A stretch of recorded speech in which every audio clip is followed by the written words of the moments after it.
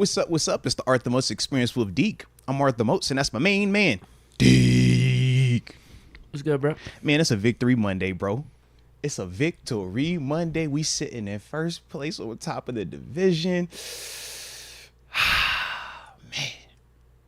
Yeah, I'm feeling good, man. And it's the bye week, bro. Life is great right now, man. Life is great. All things considered, of course. Missed my dog. I ain't seen you in about, I feel like a week. It's been a week. Dude, yeah. It was crazy. Yeah, man, had to go, head back to the casa, man, take care of some family matters and stuff like that. But glad to be back and seeing my dog, and you dripped out per usual. Nice. Let's go, man. What's the word on your end, though, man? How you been? How's life? Yeah, good. Was in a golf outing this weekend. Okay, turn up. And even though it was probably the most miserable conditions I've ever played in, like it had to have been like high 30s or low 40s. Ooh, okay. Wind tunnels all throughout the course. Huh. So it probably felt like 10 degrees colder. Yeah. And then there was freezing rain added into it. Oh, so you really put it on display then? Yeah, huh? we did all right though. We shot 10 under. We had a good time. Missed some putts here or there. Left a few out there. That's what it is with golf. That it's typically like that happens. sometimes. Yeah. You know how it is. But that was basically the weekend, and watched Steelers, and they got the win. I like it. Now, speaking of golf, man, I'm actually making my return to the golf course this week, man. So, yeah, hopefully I'm not too terribly rusty, and I got a golf outing this weekend, Deke, so we're going to really see what it's hitting for, man. But, Yeah, hopefully you get better weather that's than what me. I'm hoping, man, because the way you was describing, I'm like, I don't want the rain on me. Don't do that to me, man. I ain't that committed just yet. In due time, though. In due time. I've played in colder. I've probably played when it's been raining more, but never the combination of those two. At least from what my memory can serve me on that. Yeah. It was rough, but we made it through. Nah, without a doubt. We had a good time. Without a doubt, man. Now, it is Monday, and as much as I'll be like, yo, we should just keep vibing and chilling and just get into it how we get into it. Last Monday, we did leave a lot on the table. Right. So I figured we won't spend as much time on the front end of this thing because we know we're going to deep dive into some of this, nuts and bolts football stuff. Right. Excitement, optimism, maybe some pessimism as well. But I know we're going to have plenty that we're going to be getting into, man. So, yeah, definitely excited about that. Man. But nah, man, I'm glad you had a good weekend, though, man. And yeah, man, my trip was good. Was safe, made it there and back, all in one piece, top to bottom. And yeah, man, got a chance to talk with Joey Porter Jr. Did one of our game day interviews, man, talk with him. So it was actually pretty cool for him to be, feeling how he felt, had his little JPJ jersey on, and then obviously what took place in the game. I know we're going to be talking about some JPJ today. So I did want to shout out my dog Peasy for having Lil Peasy out there making plays like that in his first official Steelers-Ravens matchup, man. So salute him for that, man. And yes, that interview will be dropping soon on the channel. So we got you. Yeah, the young guys are stepping up. They are, man. They definitely are, man. So I like it, man. But well, let me hit you off with this talk to me, random man. fact I was about to say, real I quick. know you got something on your docket because it is a ton going on. We're not gonna act like we're unaware of everything. There's stuff going on. So what you got for me, Deke? Stop signs used to be yellow. What? In 1922, Oh. the American Association of State Highway Officials met to determine a standard design for stop signs, and that's where they decided yellow. Yellow. They thought that would be the best to grab drivers' attention. Like construction, maybe? Okay. Also considered red, but there wasn't a dye available at the time that wouldn't eventually fade. So that was the problem with red. I guess the red dye would fade over fade that time. they had at the time. Yeah. That's actually pretty interesting, man. 1954, the sign makers had access to fade-resistant porcelain enamel and could finally start making stop signs with red. Shout out to the porcelain. So I guess that was the big decision. I guess they always wanted to go red, but I guess you the dye know, just faded. They say red is a beautiful color, very vibrant. America's team, all that type of stuff, man. Like a little red. Can't go wrong with red. You a red guy, Deke? I know where you're trying to get with this. I am not trying. There's I some am side not- agendas with that comment. I could tell. You saying America's team, and I didn't want to go there, but the Steelers are above the Bills on the AFC seating right now. I'm with you, man. Why you coming at me? I'm on your side. I just always find We're it the funny. 3 seed. I always find it funny. I thought it wasn't possible. everything while I was away, I had to do more just watching and looking at people's comments versus being able to drop comments. I thought that was impossible. I thought that we couldn't do anything positive this week. I thought that everybody had to get fired and everybody was terrible and our team was terrible. So yeah, man, I ain't going there. No, man. Shout out to the Red, but definitely shout out to the fact that we're gonna get to that. But yeah, we definitely are, man. But yeah, man. I ain't tripping on that, Well, some of those things can still remain true about the firings, but us winning this week was always inevitable. We were going to win this week. I mean, I called it. I knew we were going to win this week. I thought we had to score It's the 30 Steeler to way. win. I thought if you don't score 30, you can't win. That was the perception that I had since I had been gone. So I was actually shocked that we did win, and it wasn't 30 points scored. I just, yeah. Well, yeah, you could win without scoring 30. I had no clue, bro. I had no clue. Offense needs to look a little bit more put together than that. Actually, a lot more put together than that. Holy hell. I mean, if you ready, we can tap in, man. I know you. We got a lot of comments. I was about to say, I already know we finna get into this thing, man. So let's go ahead and get it rolling. Y'all let us know where you're tuning in from in the comment section. We give those big boy shout outs to start today's show, and make sure you hit the like button on the front end of this thing and subscribe if you have not done so just yet. Y'all know we gonna have a good one today. First, we have skydiving heck. Defense is the reason we have 2 losses right now. Wow, that's an interesting spin. We should expect the highest paid defense to play how they did in the second half of the Ravens game every game. Man, I wasn't even ready. I thought we were starting out with where they was tuning in from. We out right into the super. All right. We ain't got no. We're going to hold off on that super skydiving heck. We coming right back to you. We're going to give them just about a minute. Just a minute shout out real quick. Just go a little quick minute. Because it's been a little minute. All right. I'm going to go ahead and knock these first couple out. DJ Lundy tuning in from the 757. The Crib, Norfolk, VA. Holla at your boy. CGLJR tuning in from Chesapeake. The Crib, 757. Major love to you as well. Fun 6000. The 904. Duval. Shout out to them Jaguars in Duval County as well, man. 904 action. And then the last one I'm going to hit is Kevin Siegel tuning in from the 850 Destin, Florida. I wish I knew exactly where Destin, Florida was. But either way, shout out to you down there in the beautiful state of Florida. We also got Kenneth Moses from the 757.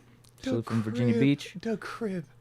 Moats, when something isn't working, how much say did you guys have in making changes? He also asked. Oh, man. Depending on the relationship, plenty.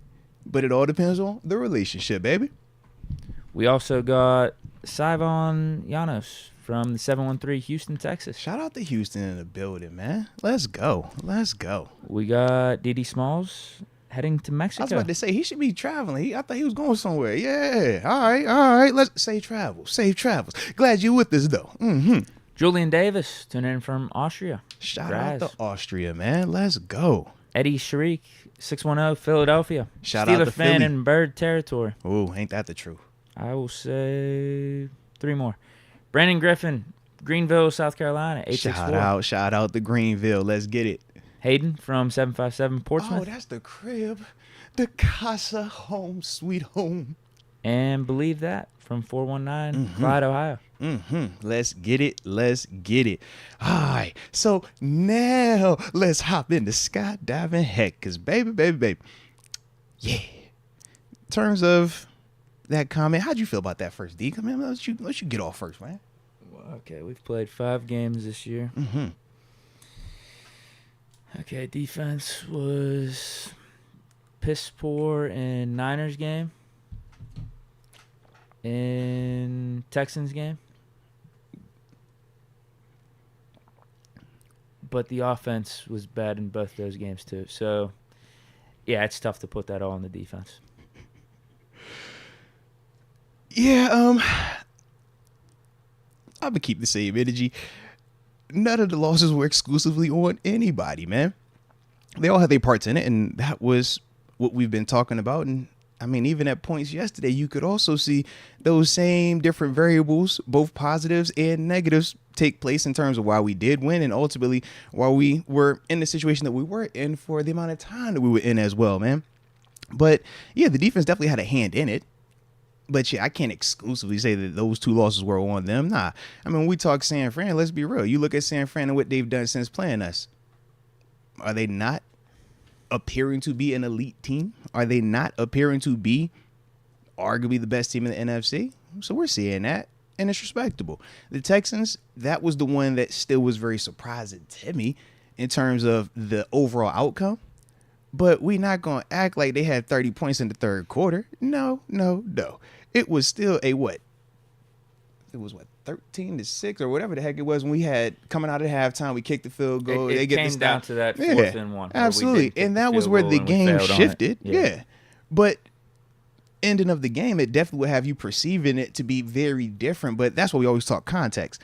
And yeah, they still got to be better because that's what they're compensated to do. So 100% we expect more from them. But yeah, it's still context, like I said, with those situations right there, man. But the way that they played in that second half was absolutely lights out. And that's one of the things that you want to see. Was there adversity? Yeah, there still was some adversity. It wasn't perfect. But the way that across the board, front and back end played, yeah, that's what you need, man. Offensively, too.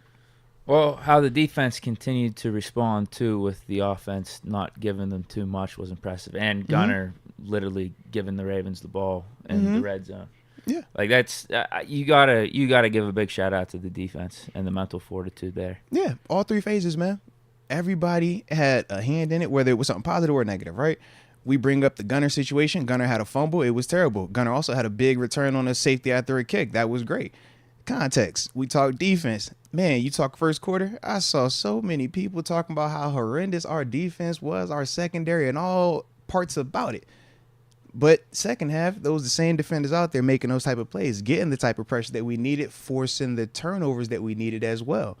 Offensively, the same people that were out there in that first half, and they was bulled and man, everybody sucked. We ain't got no quarterback. The receivers can't do this, and that O-line's terrible. That was the same group midway through the third quarter that said, you know what? Y'all can't handle us. We're going to nut up, and we're going to start beating y'all in these trenches. We're going to let Jalen Warren start to get off. Najee starting to hit these holes harder. We saw Kenny say, F it, I'm going to go to my guy.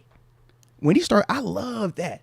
That's when you start to see those type of things. Needs to happen literally every play, I think. But that's fine. But at the end of the day, we saw him work Allen Robinson. We saw him work Connor Hayward. We saw him going across the board, not just being a one-dimensional quarterback, but being a potentially really good quarterback.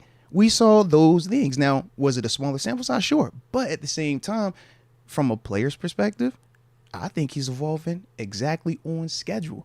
I think this offense as a whole is evolving exactly on schedule, but it's all about how you perceive it and the expectations. And we've talked about that before too.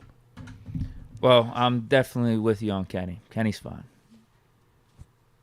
Explain the offense as a whole then, why you think we're evolving on schedule when we only had, 3 points after, 3 full quarters? 3 quarters and a half? Yeah, so check it out, right? The end of last season, we're at 7-2 down the stretch, right? And we said, how are we winning those games? Running the ball, minimizing turnovers, occasional shot play. And that was our recipe. We was going to play great defense and special teams. Right? Same cast of characters. Same coaching staff.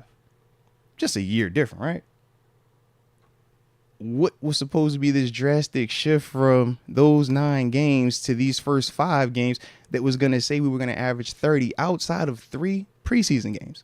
That was the only thing that shifted expectations. Right now, what have we had in terms of information? San Francisco 49ers, are their defense, what is their defense? They're pretty daggone good, right? Okay. So it might be within reason that the offense could have struggled coming out versus them. Fair. Cleveland Browns. You look at their defense, appears to be pretty good. So it's within reason that, you know what, division rival, good defense, especially a good front, we might struggle. Okay? Vegas Raiders. Not on that tier. And we said to ourselves that was probably the best that we had looked at that part in the season. Houston Texans. Expectations, we don't really believe in them all the way because they're young, new pieces. You can make a case that the way that we're optimistic about our guys, they're optimistic about their guys. But if you're not a part of those bases, you don't really believe in it all the way. So Houston surprised us. Cool. but we can still make a case that they're pretty decent. Yeah, it's tough seeing Desmond Ridder in that Falcons offense, be able to move the ball like it's nothing against the Tech. What do you have, over 300 yards against them? Yeah, but that's all about perception because some people will perceive that Desmond Ridder was a better player than Kenny Pickett. We've talked about that even in the pre-draft process. C.J. Stroud is another name, right? So it just depends on how you view those guys. I didn't watch the game full time because I was watching the Steelers game. But as a whole, those are some of the things that make you just have questions. Is Baltimore not a good defense? Is Baltimore not like they don't play good defense? Or this year, who has put 30 points on them this year? Teams have scored on them, but who has dominated that defense? And we're talking about offenses with either higher pedigree players, proven coordinators, all this other stuff, right? And we're saying to ourselves, we already know internally we have question marks about the talent and the execution along with the coaching and the overall feel for it. So why were we expecting 30 plus or something magical in this matchup that, number one, their defense doesn't typically yield, and number two, we already knew we had issues coming into a game. So that's the reason why, as a whole, I'm optimistic about it because I looked at the first half when Kenny is off with his receivers. When I look at the first half and I see these receivers not getting separation, I look at the first half, I see these offensive linemen getting banged out. I look at the running game and I'm like, bro, we trash for a little bit, right? I'm looking at the play call. I'm like, yo, we're just a little off. We don't have the feel. But why am I optimistic? Tale of two halves. Adjustments were made. Trust was thrown out, or not thrown out. Trust was linked on. We linked in on that, and we said F what fans and media have to say, because the same fans and media that were booing and hollering all this other nonsense were the same ones cheering, going crazy at the end of the game. We came out on top. It's three phases of football. You got to play your part. That Ravens offense in the first half, like they was going to score 30 plus points, and everybody was talking about how great they were. But execution matters. Over 4 quarters. Tale of two halves. Their first half versus their second half is night and day. So when I look at how we finished, how we were able to control line of scrimmage, run the ball, utilize Jaylen Warren, call calls that were actually designed to take shots and designed to get Jaylen Warren out in the perimeter one-on-one. When I look at that, when I even look at Kenny, which we should be doing way more, and we do way it, more, but we do it way more. It just isn't executed. The same stuff they were running, I could pull up clips in the Cleveland Browns game of the exact same plays, bro. Difference was we executed better, we protected better. We didn't do it in those games. But natural progression. First 4 games of the season, we say, yo, you're trying to figure out your personnel. What's your flavor? Who's a guy? Who's not a guy? 5th game, it's like, all right, bro, we should be looking a little bit more mature. Second half, we looked a lot more mature. We looked like the team that people were expecting the Ravens to look like in the second half. More physical. Moment wasn't too big. Our quarterback had a lot more time. Their quarterback running for his life. Our receivers making the big time catches and plays. Their receivers coming up with the untimely drops. Our defenders making picks. Their defenders getting beat. I looked at all of that and I'm like, bro, this is what you want. This is what we've been hollering for. And we're finally getting it. But it's all about understanding the time. It's not going to happen overnight in this league, bro. This league is too tough for that. But it can continue to grow and build with time. With time. And that's what we're seeing even in this game right here. Now, I hate to poo on all that, or even get it off, or bro. even just play devil's advocate. To be honest with you, when you do it. I'm extremely pumped about the victory. Because that's big to be 3-2, leading the AFC North going in this bye. Hopefully, we get Deontay back. Kenny gets the heel up. Hopefully, Cam Hayward can come back sooner rather than later. Muth scheduled to come back. So, I am very, very pumped about it. But so you say we did all that and we don't got no Pro Bowl out there? Yeah, here's the problem. I'm listening, baby. We can't keep doing this thing with this offense because luckily the Ravens did bail us out with all those drops. I mean, they could have easily had 2 or 3 touchdowns if they didn't drop the ball. So you say drop, which is fair. But could we also say they didn't execute? I mean, these are gimme passes you got to catch. So they didn't execute then, correct? However you want to phrase it. I mean, these are easy passes these dudes were dropping. So if he caught it, then he executed it. All I'm saying is the offense, the schemes, whatever it was. You know what I mean? We weren't successful for pretty much the whole game. I'd say 75-80% of the game. Executing. And then you could argue the same thing on defense. with letting these Ravens receivers run wide open everywhere. And, like, luckily they dropped it. I think that's what I'm saying. Yeah. Like, for the most part, like, we got bailed out at times. And we took advantage of that. Like, there was very much a self-implosion part of this on the Ravens. Yeah. And we ultimately took advantage of it. We stayed in. We had the mental toughness, all that. And I give credit to the coaches, like, because, like you said, the adjustments that were made in the second half, particularly on defense, the contain was better on Lamar Jackson, the pass rush was better on Lamar Jackson, all those things. But at the same time, I mean, there were still some dudes wide open dropping passes on the Ravens part. So execution is what matters, is what you sound like. Now, we get enamored with a drop versus I'm talking about sustainability, though. Like, you can't keep showing up like this week in, week out. You can't, because the Texans weren't dropping those passes last week. So they executed. I got you. I love it. Trust me, you're in the right mindset, bro. You definitely are. I just look at it like this, man. Football is football, bro. There are going to be drops. A drop pass, is that more important than a guy that slipped coming out of his stance and missed his block? Is those not the same? They're both lack of execution, right? For whatever reason. I could simply say, catching a pass 40 yards downfield, that's easy. I could also look and say, hey, running back, you step up and pick up this protection right here. That's easy. Left tackle. Vertical pass set. Don't let this guy beat you around the quarter with speed. That's easy. We all just look at it and have different opinions on it. But at the end of it is execution. So, yes, we can highlight, oh, man, Nelson Aguilar dropped this. Bateman dropped that. Mark Andrews dropped that.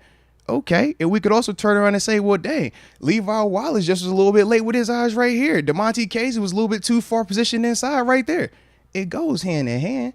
If we're using it for our benefit, then we talk about it as a narrative, right? Or we talk about it as context. Excuse me, we say it as context. If it's against us, then we say, oh, that's a narrative, man. You're just trying to paint a picture. All of it is variables in this equation, but when you execute, that is the difference in it. And for 4 quarters, it doesn't matter who's out there, what you've done the week before. It's about in that game, what you're going to do. So, once again, right?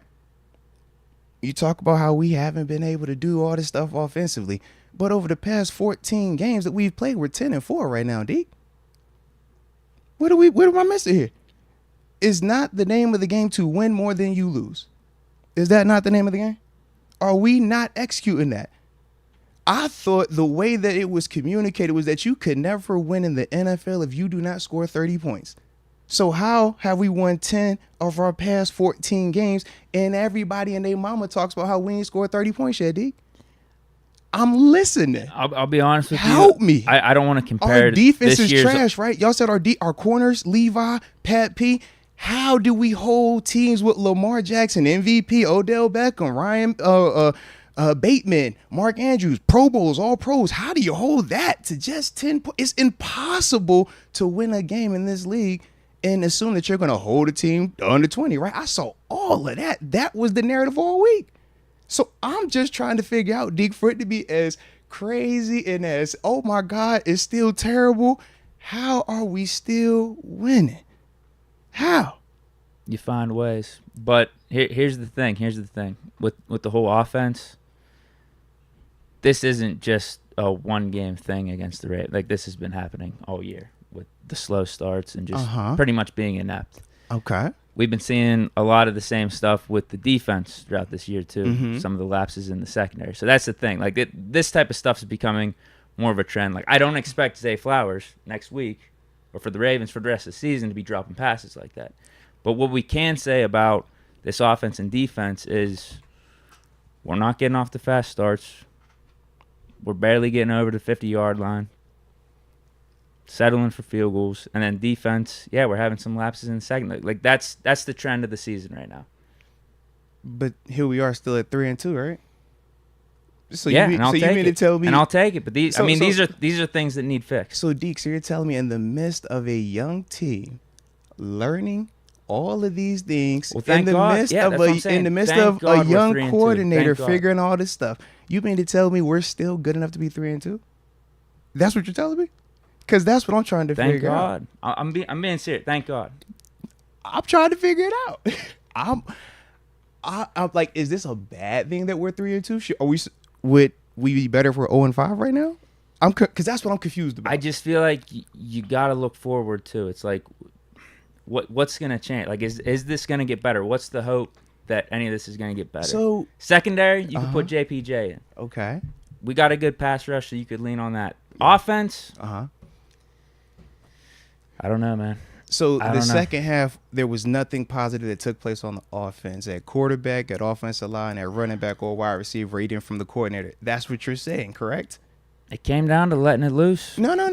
Don't minimize what took place. Midway through the third quarter, we saw a difference in this offense. Don't minimize it. Don't. We saw an uptick in this offense in the third quarter that took place all the way to the fourth quarter. We saw that. So does none of that matter? Is none of that improvement? Is none of that hope? Is none of that a step in the right direction in a critical moment versus a division foe that was 3-1 at the time? Does none of that matter? Because it does if matter. not, then what are we talking about? No, I love seeing that. So how is that a negative then? Because I feel like I see chat, I feel, all the energy, but it's just like, no, that's it's the like, positive. damn, I'm confused. That's the stuff I love. So everything that we want took place at the end of the game when we needed it, right? In the second half, when it mattered the most, right? I love that clutch stuff. So but where do we miss the it then? offense is still starting ridiculously slow and not putting up enough points. Like, just flat out. No, we had 3 points. What is enough points if you won the game? If you score 30 and this lose, isn't sustainable. What? It's not. I mean, how many points did the offense put up? So Deke, over a 14-game sample size, I just said we 10-4 with this particular method. Is that not a large? That's 3 games off of a season. I would not compare what we're doing on offense this year to what it was last year. I think it's night and day different. We had a much better flow. We had a much better identity. This year, I'm happy with how things played out with our defense and the Ravens offense. Like, having all those drops and whatnot. Because it would have been like the Texans game last week if they simply would have caught the ball. Okay. Unfortunately. So I look at it like this then. If the last part of the season is compared to the first half of this season, can't that be a little bit off? Shouldn't we compare first half of season to first half of season? Second half of season to second half of season? Because did we not see 2 different variations of Kenny Pickett? I would like to think the continuity would count for something from end of last season to beginning of this year. Every year is a new year, Deke. Every single year is a new year. We do this every single year, and we see how teams that have high expectations because of what they did the year before does not carry over to the next season because it is a year-to-year league.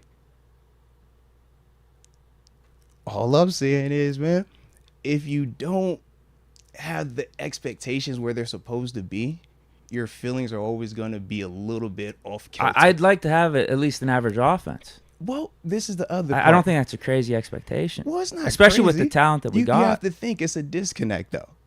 One being, when you're watching it, is different than when you've lived it. So when I speak on the patience, I speak on it because I understand what it takes for it to develop into what you and a lot of Steeler Nation wants it to get to. But if you try to skip that patience page, that stage of it, you're never going to get what all of the people out here seem to be clamoring for.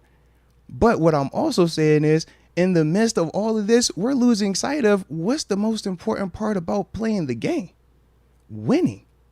And that is what we are consistently doing through all of the internal nonsense. It's not perfect. I'm not justifying what we're seeing out there because they do got to get better. And the difference is, as a former player, you look at every single game and you comb through individually what you could do to get better. Not the narrative of let's boo Canada every single time something takes place, even if it has zero to do with Mad Canada. Because that's what fans do, right? Let's boo Kitty every single time, even if it has nothing to do with Kitty. Because that's what fans do. So it's very within reason to feel like, yo, I'm tired of waiting. I need it to happen right now. It's been this long and we still ain't had it. This guy sucks most. You tripping, man. I can't believe you justified this. You annoying. I get it. But as a dude that's lived this thing and did it for 9, it's like, bro, it takes time to get there. And unless you have the 1 in a million Hall of Fame first ballot type guy in-house at the moment, it's going to look like this at times. It's going to be highly inconsistent. Shoot, the Dallas Cowboys got more talent than we do on paper. They still struggle offensively. They got coordinators. They still struggle offensively. We could look around the league, and Buffalo Bills struggle on occasion offensively. We could go down the list of teams that struggle. We could also look at teams and say, hey, man, the Jets, well, how they score points? Man, what happened to that team over there? They scored this week. That's the league, bro. Unless you have one of them ones, it's going to be, find a way, until the quarterback gets to where it is. Find a way. But we also have seen on numerous occasions, even here in Pittsburgh, that you could win in multiple ways without having to score 30 points. I know that goes against what Steeler Nation believes. Oh, man, Coach Tomlin has lost it, man. You can't keep winning or can't keep expecting to win if you don't score a lot of points because you're not going to be able to stop teams. But that is a factual lie because we're proving it right now. Now, you can either rock with it and say we winning and hope that the rest continues to come along, which it is, and hopefully it speeds up, but it is coming along. We even broke that down first half, the second half. We talked about that. But that's one of the things for me where I'm just like, bro, we're going to get to where we need to. But until we have for certain this piece at quarterback, this is how you're going to have to get it done. That's this league, bro. That's this league. Unless Kitty's going to wake up tomorrow and be Patrick Mahomes. Unless he's going to wake up tomorrow and be OG Ben Roethlisberger, Tom Brady. I don't see that happen overnight. So until that happens, you got to deal with all of this type of stuff, man. Now, if you can't stomach it, it's a lot of people that can't stomach it. But if you can stomach it, then you'll be able to appreciate it even better when it does potentially get to where we hope it can get to. All I'm asking is, do you think Canada's the guy to get this offense right? All I'm saying is, I think he's showing steps towards that. But this whole year has to be played out. Am I supposed to have a 100% absolute feeling on him after 5 weeks? That is extremely premature from my perspective. But as I said, I speak from the player side where we've had to learn. It doesn't happen overnight. There is no quick fix to this thing. You don't just get overnight success. You got to put your work in. You got to put your time in. We talk about JPJ, right? One pick in all 4 years or all his college years, and that was the knock on him. And I said, man, every time I was out there training camp, first guy out there on the field, what was he doing? Working on interception drills, working on catching the football, high pointing the ball. Is it a surprise that through a preseason in 5 games, he done got 2 picks already? No, because he put the time in. And that's all we're saying is, if you put the time in, it will develop. But you can't rush it. It has to develop. Now, if we would have said, hey, JPJ, go out there week 1, go do that. That's not real. And to say, go out there next week and do that. I don't think that's real like that. But in time, it can develop into that. But we cannot become impatient with it. Well, I mean, y'all can. Everybody's entitled to how they want to feel about it. I'm just saying that I recommend that you don't be impatient with it, that you actually do allow it some time, because everything that we want is very much on the table. But you could lose it all if you start just making rash decisions just for the sake of making them. If you're trying to keep up with the Joneses, like we've heard multiple times, that'll get you in one of them situations. It just depends on what you're trying to do, though. Is Canada the one to get us there? That's my big question. Nah. Because it feels like the offense has regressed from last year. So the second half was that bad that it regressed? No, I'm saying as a whole. The offense as a whole. I thought we was talking about the game that just played. Because you're only as good as what we just saw, right? And I'm thinking of what I saw in that second half, right? And to be honest with you, it felt like we were in that game. We won to an extent. I can't say full extent because you got to give credit where credit is due. Clutch play by Kenny right there. End the game. But So now it's clutch play by Kenny. You see, I mean, but you see, I'll be honest you see with how you you. shifted though, right? I'll be honest with you. Did you see how you just shifted? Just though? sending some verticals on a play like that. Did you see how you just shifted that, bro?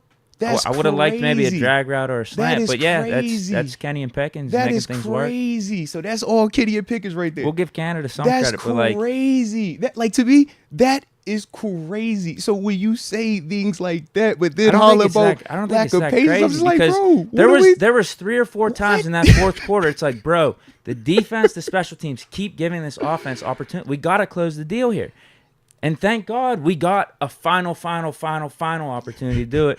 And Kenny and Pickens stepped out. I appreciate that. I do. But I'm not even talking about just that. I'm telling like the flow of the game, the position that Canada puts this offense in with personnel and some of these. I'm like, dude, why are we running hook routes on 3rd and 10? Why are we running hook routes for every receiver? Who's supposed to get open on that? That's terrible. It's terrible. Some of these runs, it's like, come on, man. Run, 3rd and 5 pass. Predictable. That's what it feels like the whole game. Last year, it wasn't that way. We were moving the ball. We were constantly moving the ball. It was awesome. We could have used more points, but like to me, like we found our identity. Run first team. It was good. It was good, and we've gone backwards. I thought we were going to take that. We were going to build on that more. It just hasn't been the case. I'm sorry you feel that way, man. I don't share the same perspective of you, but I do acknowledge what you said, bro. I mean, 3 points through 3 quarters and a half. If you say it without context, sure. Push whatever you want to push, baby. Like I said, What context? I mean, we had 80 yards in the first half. I'm acknowledging what you're saying, baby. It's not enough. Like, you got to do better than that. You said it wasn't enough. Did we win? We did, again, thanks to the Ravens self-imploding. Thanks to that. So was it enough? For yesterday's win, yes. For yesterday's win. Has it been enough? 3 out of the 5 games we played this season. Again, luckily in this Ravens game and luckily in the Browns game, yes. All right. And I'll take those wins. Trust me, I will take those wins. I was going to say, man, y'all should just stop appreciating the victories. That don't even be happy about. I do appreciate the victories. My big question is, it's not done in the manner in which you want it done. I mean, I'm seeing people get pissed off about Matt Canada not celebrating the touchdown. But these are the same people that get pissed when Mike Tomlin bangs his chest. Which one do you want? We complain if you do it. We complain if you don't. They call a good play. You say it's Kitty that did it. If it was a bad play, you say it's on Canada. If the defense bails you out, you say, man, good job on the D. If the offense score 100 points, we like, yo, man, we elite. It's just like, yo, we can't figure out what y'all want, man. So that's why as a player, I just be like, man, I acknowledge what you're saying. Push it out there. But if y'all just sit back and just listen to what you, out both sides, you be like, bro, how's this the same person that thinks both these things at the same time? That is what the perception is from my perspective, at least. But I'm an outlier in this situation. So the offense. So you believe in this offense? If you want to how make it it's an structured going absolute, forward. you're making it an absolute. That's what you just did, right? That's an absolute statement. I'm not giving an absolute statement because you can't. As a person who's done this, there is nothing absolute about anything we've seen through 5 games. There is nothing. It's context. It's a foundational piece. We're through the first quarter of a season, and y'all are drawing conclusions on 5 games.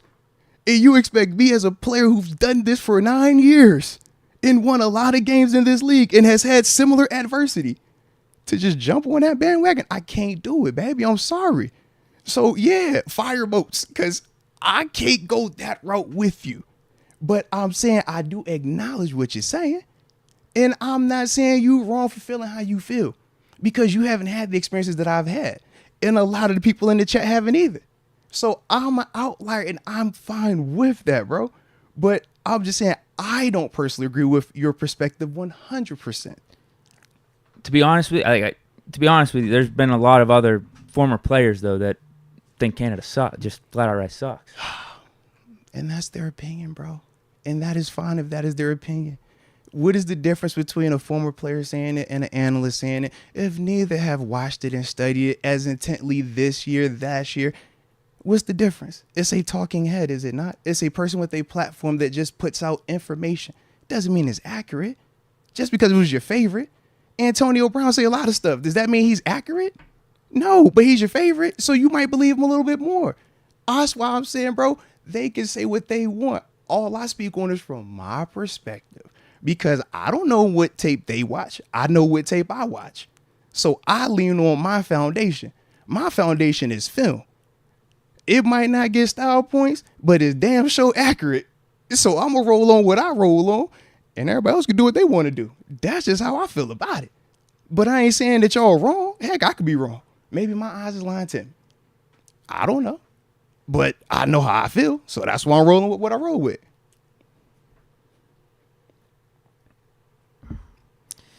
All I'm saying is something's got to give with this offense, man. I'm hoping, hey, like if Canada sticks around, everything stays in place, we go out, ball out against the Rams. It's just this stuff is happening way too common. We not saying that is not the case. Way too common. And there's other guys that have proven track records out there, like actually in the NFL. Whereas Canada doesn't really have much proven in the NFL. Okay. Actual dudes, actual track records, sit on their couch. You're just wondering, like, if you bring them in, how much worse is it really going to get? If that's the perspective, that's a fair feeling. How much worse is it going to get? And I would say there's more upside because I'm sitting here, I'm wondering where the upside is. I'm wondering, when is this offense going to get it to click? When is this offense really going to get it together? Canada hasn't shown much hope of that. If we're talking specifically, could you just dial in on what's the time frame that if it was up to you, when would this take place? For the offense to do good? No, you talking about these coordinators are on the couch and stuff like that, and you said you would make. Like, it's right now. It's this bye week. All right, it's the bye week. Yeah, okay. It was last week too, but So, that didn't happen. It can't get any worse. All right. How long do you think it takes to learn an offense, Deke? NFL offense. I would like to think our guys have it understood by now. Why would you like to think that? You said that we because they've been around these concepts, right? Because they've been around. There's been continuity from last year to this year.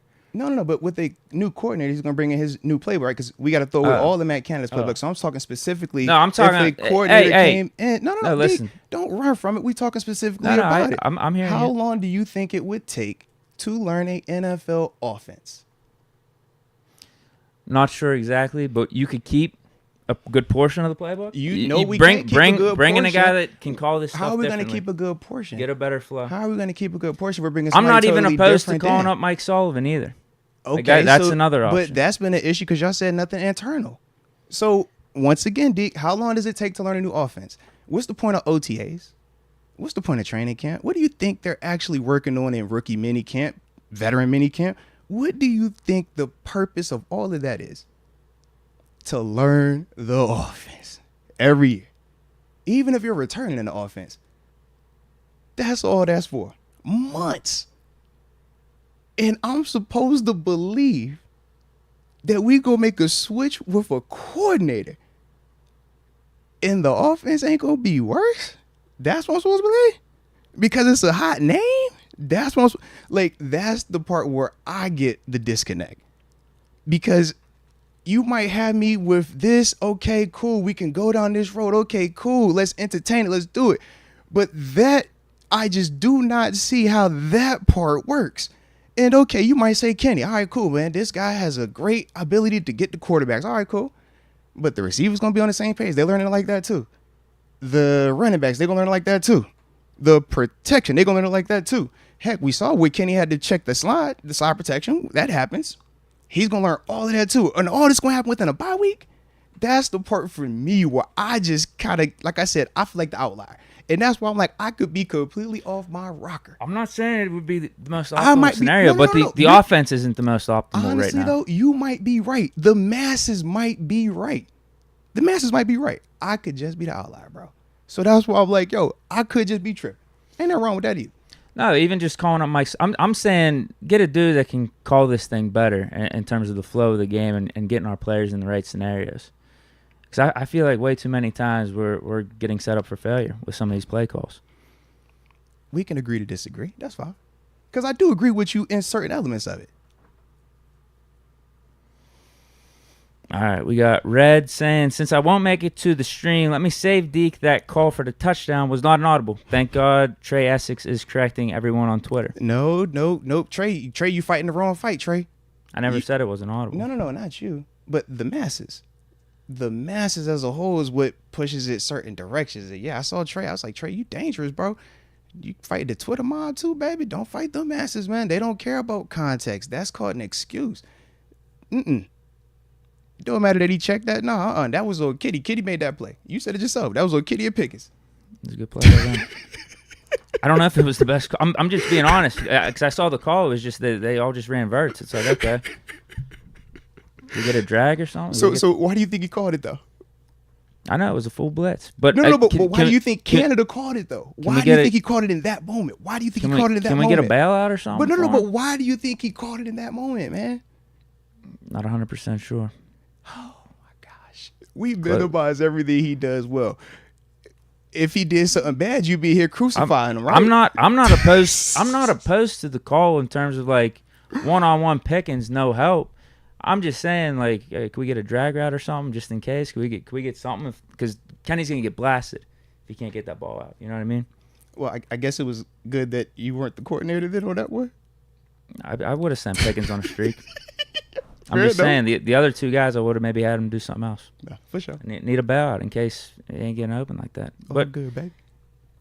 hey, it worked, man. Like it worked. Yeah, I guess you give Canada credit for that call, but that was that and a couple of the other plays in the second half. Outside of that, it's like 75% of the game. This offense is inept. All good, baby. All good. And plays like that make me think it's like, bro, we got the talent. Now we will be getting Deontay back. That is a big saving grace, silver lining coming up. I do think he is going to help the offense, but I still don't think it can be all on him missing as to why we haven't been as good as what we've hoped. I can't think it's just all on Deontay missing. We still got enough talent. Like I said, I agree with some of the stuff you said, baby. We got AJ Martinez saying, yo, we won again. Shout out to AJ. What's up, baby? One time for the culture. Just win, baby. What the hell? We look sad. Nah, man. Would you rather look happy and lose or look sad and win? I don't know. Just depends on how you're feeling about it. AJ Martinez, dreadfully awful. I can't say we've ever looked this bad. We were lucky the Ravens are no good, a.k.a. choked against us. But, Deke, we are not back. We are broken. So, in the words of Al Davis, just win, baby. No, we are back. We need to fix some shit, though. Like, we're 3-2. We're on top of the AFC North. Like, that does count. That all counts. It just be confused because the way you talk I'm make so me feel happy like we we the won. worst team ever. I'm so happy we won. And we got to thank God for the win, too, because there were some outside forces there that helped us. What was the Because outside forces? I'd rather win than lose. But what were the outside forces, bro? Because we do watch the NFL here. Like, we're covering the NFL. And from what I know about the NFL is anything can change. Anything can happen week to week basis. It is the NFL. So I'd rather be sitting here 3-2 and then praying to God that, yes, this offense does turn around, we start clicking, and we're on our way rest of the season. But up to this point, Canada hasn't given us that history or that track record to make me so positive that that's going to happen. That's my thing. That's understandable. So I'd rather win. I'd rather win and just, fair enough. Okay, let's hope this thing turns around. Fair enough. I was curious. I haven't followed it enough. I know you do like more of the global stuff, man. But Justin Fields in Chicago, right? Past 2 weeks, they've had a big uptick in their offense. That was my big spiel right? going into this game. I was like, hey, you know what? Canada, he's not fired. He's here. We got to see the Bears do it with Fields and same coaches and all that. So why not? Why not this week? But in all seriousness, though, that was one of those ones where it was like, dang, all right, it is possible. It is possible, right? Absolutely. It's the NFL. Like I just said, it's the NFL. And it wasn't just one time. It was multiple times that it did happen, even in their situation, which at times people have viewed as the worse worst. Than ours. Right. But it still was possible, right? And in both of those games where we had that offensive explosion, they didn't win both of them, did they? They were 1-1 in them games. Yeah. Russ comeback 2 weeks ago. Russ Broncos comeback. So that's why I just kind of get confused with the situation. But that's all we have to go off now. Is just like, okay, this is going to change. Like, okay. Right? If that's the perception that you want to have, sure, that's where you can hang your hat on or hang hope on and go with that. Yeah, you can. I told you, I don't do that. I'm not big on the feelings part because as a player, you realize it's a lot of ebb and flow with football, with sports. Referee might call something. Game might get switched. Weather might be weird. Tummy might hurt. Lady might not be rocking with you. It's a ton of stuff that happens. But you can't allow any of that to determine or dictate your preparation. And that's, for me, the same model that I keep even with this. I don't allow what the social media people might say or what the talking heads on TV might say. I just look at the tape and I trust what I've done as a professional, and that's why I roll with it, bro. That's it, man. I ain't saying this 100% right. I ain't saying it's 100% wrong. I'm just saying this got me where I am. So I lean on what I believe, the same way you lean on what you believe. So we good, baby.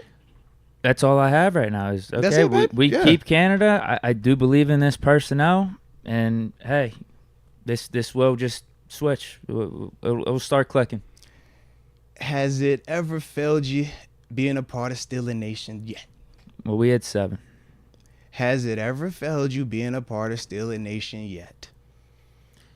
It's a simple yes or no. Well, No. That's context. I don't want context. It's just yes or no. Well, here's the thing. So you want to give context when it was a simple just yes or no? Have the Steelers I'm trying to answer it. failed you?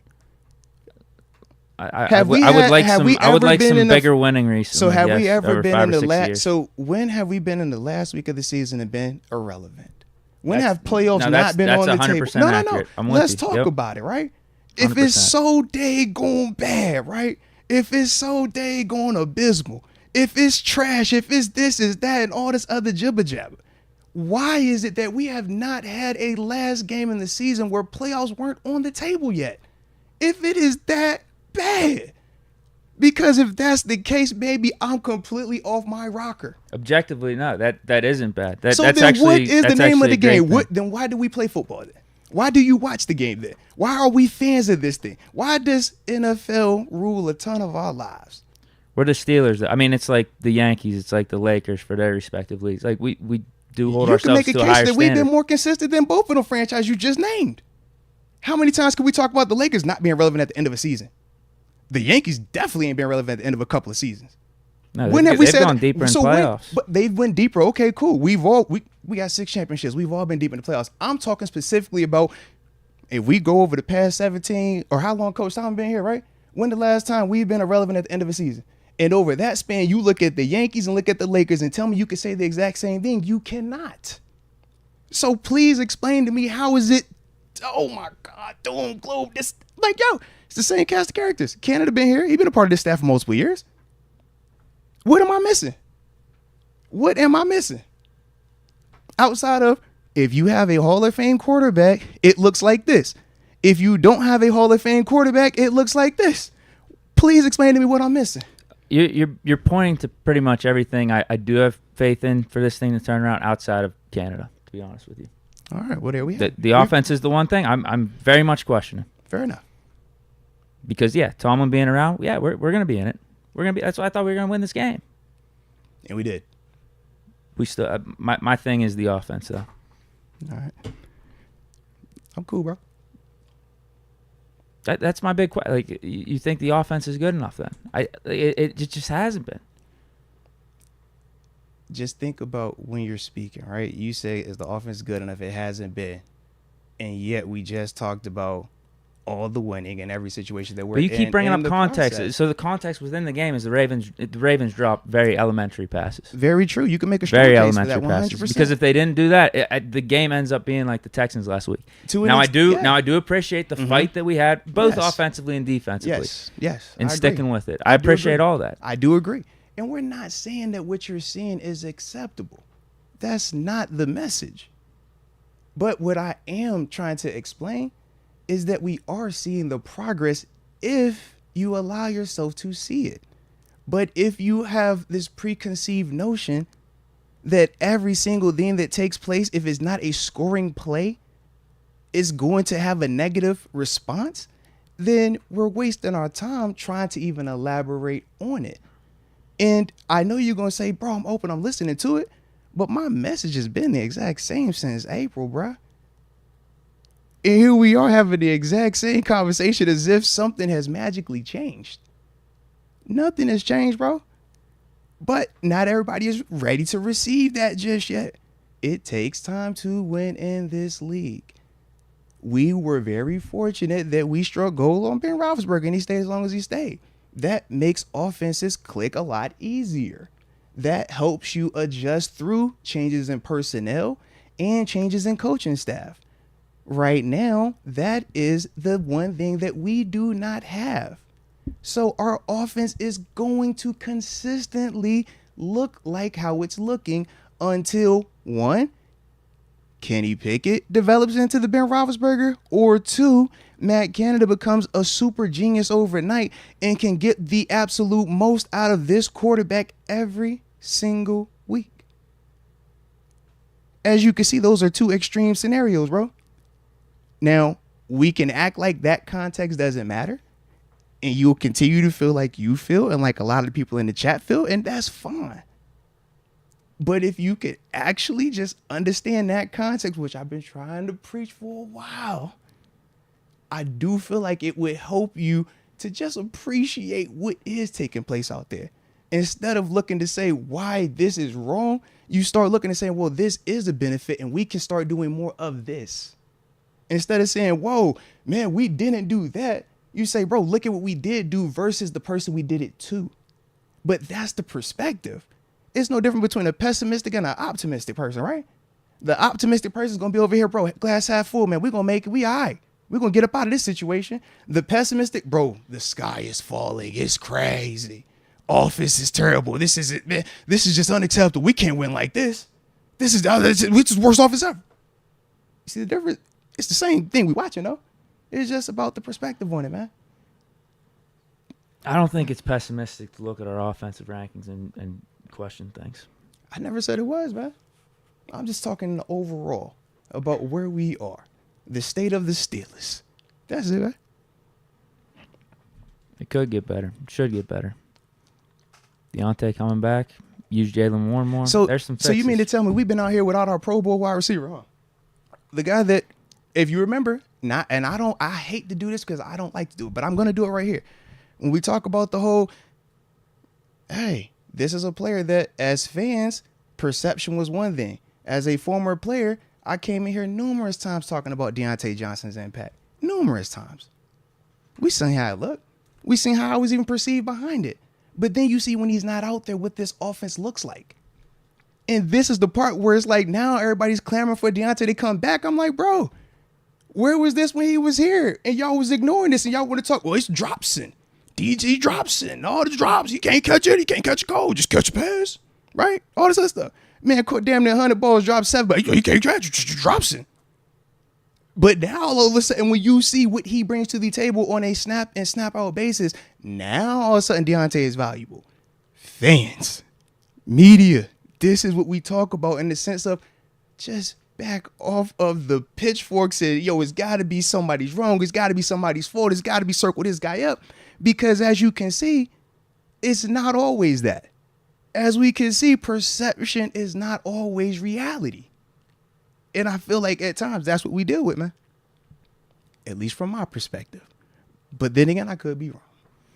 My thing is with your whole Kenny becoming elite comment versus Canada becoming an overnight genius is I'm with you. Players do got to play a certain extent. It's just you want your play callers, you want your offensive coordinator to be setting your guys up for the best success that they can. And I agree with especially a young guy. Brock Purdy somewhere else, I can guarantee 100% it ain't looking like that. And we're talking about and Kyle but Shanahan. I legitimately think Brock Purdy's good. But we're also talking about Kyle Shanahan.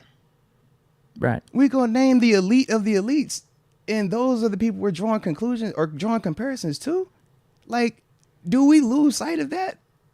Is Kyle Shanahan in his second year as an OC? I would like to think we can get a good OC in here, though. I'm just saying, if we're going to compare Canada, can we compare him to a dude that's within 3 years of being an OC? The new guy for the Texans. How about that? There we go.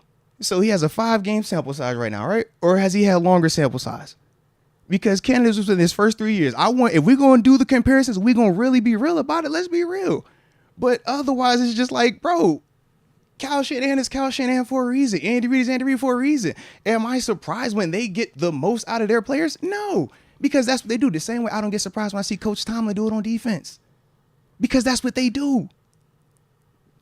But that's the part where I'm just trying to figure out, like, maybe, what am I missing? I feel like I'm missing something. I'm missing something. No, I just want a guy that can help the offense out. I do too. Go on the plays. Get the personnel, the formations, the way they should be, that can actually help us develop, help us hit that next level. That's my thing. And in the times that we have seen that, we only credit that to Kenny, correct? No, I did not last year. I did think Canada did a better job. I mean, part of it had to do with us, finding identity and figuring out what worked, and we ran the ball. It was good. For sure. I'm real with you. I was one of the ones that was optimistic about Canada. I was probably one of the only ones. Me and you were the only ones out of how many people. But this is getting ridiculous now coming into this season, and going backwards. That's my thing. For sure. I was expecting the continuity. I was expecting progression, and it ain't there. It ain't. We got Ryan McPherson. I was at the game yesterday. Shout out to Section 140. 140. We were amped up. Also had to walk over and catch some of the Moats interview with Joey Porter Sr. Hey, no, I salute you on that, man. Peasy had the crowd going crazy in the spot, too. Absolutely, that's my dog right there. That's my dog. But, yeah, man, glad you was in the building, man. And glad you hopefully enjoyed yourself. I don't know if you said you enjoyed yourself. I know you was amped. I don't know if you was enjoying it, though. But hopefully you enjoyed it. Dominique Williams, love the channel, fellas. Y'all are doing a hell of a job. I really like how the inside linebackers played on Sunday. It looks like their chemistry is building. No, I salute you, Dominique, man. And, yes, it is. They're getting more and more reps together, more and more opportunities in the stadium, and the continuity is building. A lot of times, man, at this level, you have to have continuity. You have to have relationships, and it takes time. It takes experience. It takes adversity also. And when I look at how Quan is playing, I'm looking at how Landon Roberts is playing. I'm looking at how Cole Holcomb is playing. I mean, shoot, even Mark Robinson, granted, his role on defense isn't as prominent, but even him on special teams at times. I know he had the penalty yesterday. But even with him, I'm like, man, I'm just looking at how all four of them dudes are out there really competing and trying to make plays and putting their own stamp on these games, their own individual way. I mean, Quan Alexander had a heck of a play late in the game, man, ultimately forcing, or on the screen pass, where they were trying to do a little delayed screen. Ultimately, him following the guy out there, making the TFL. We get the block punt right after that. Big time play right there. Big time, man. Landon Roberts setting the tone. When you talk about playing against the run, playing against the Ravens, my man was downhill. Now, granted, first half, it takes time to adjust and get acclimated to the speed that Baltimore plays with. We can act like because we done beat them 6 out of the last 7 times that, you know, that element isn't real. But no, it is very, very real. There is no scout team guy that is going to simulate Lamar and how he does anything over there. It takes time. But that, to me, was the big difference, man. You got in that second half, you seen them LBs, it slowed down for them. You start seeing them, Keanu Neal as well, closing the gap on dudes in terms of Lamar Jackson. No longer him looking like he was the fast guy out there. It was like, bro, we running up on that now. Getting acclimated. But once again, this the same game where people lost their mind about defense in the first half and acted as if adjustments couldn't be made, acted as if 4 quarters of football don't matter, acted as if dudes can't get acclimated and say, you know what? Okay, I caught how you trying to attack right here. Let me make this adjustment. Yeah, them LBs did that. That defense did that, baby. So, you know, I love that. Steeler Nation on fire. Y'all heard about the Leftwich news? I did, but I didn't get a chance to see like how accurate anything of it was. Basically, he asked to... It was like being a consultant, right, for the offense, something like that? Yeah, he wanted to take on some type of coaching position on offense, not offensive coordinator or anything like that, offensive control or, yeah, like you said, just consultant, whatever. And we denied him. Yeah. He said he did it multiple times, right, or something like that? We never called him back. All right. Get it off, man. What you got on that, man? I mean, there's multiple ways to look at this. I guess at the end of the day, Tomlin's just really loyal to Canada. Don't be politically correct, man. Tell me how you really feel, man. That's what it comes down to, because Tomlin brought in a guy last year in Brian Flores, who much better resume as a defensive coach than Terrell Austin. Still brought him in. It'd be what it was, defensive assistant, linebackers coach.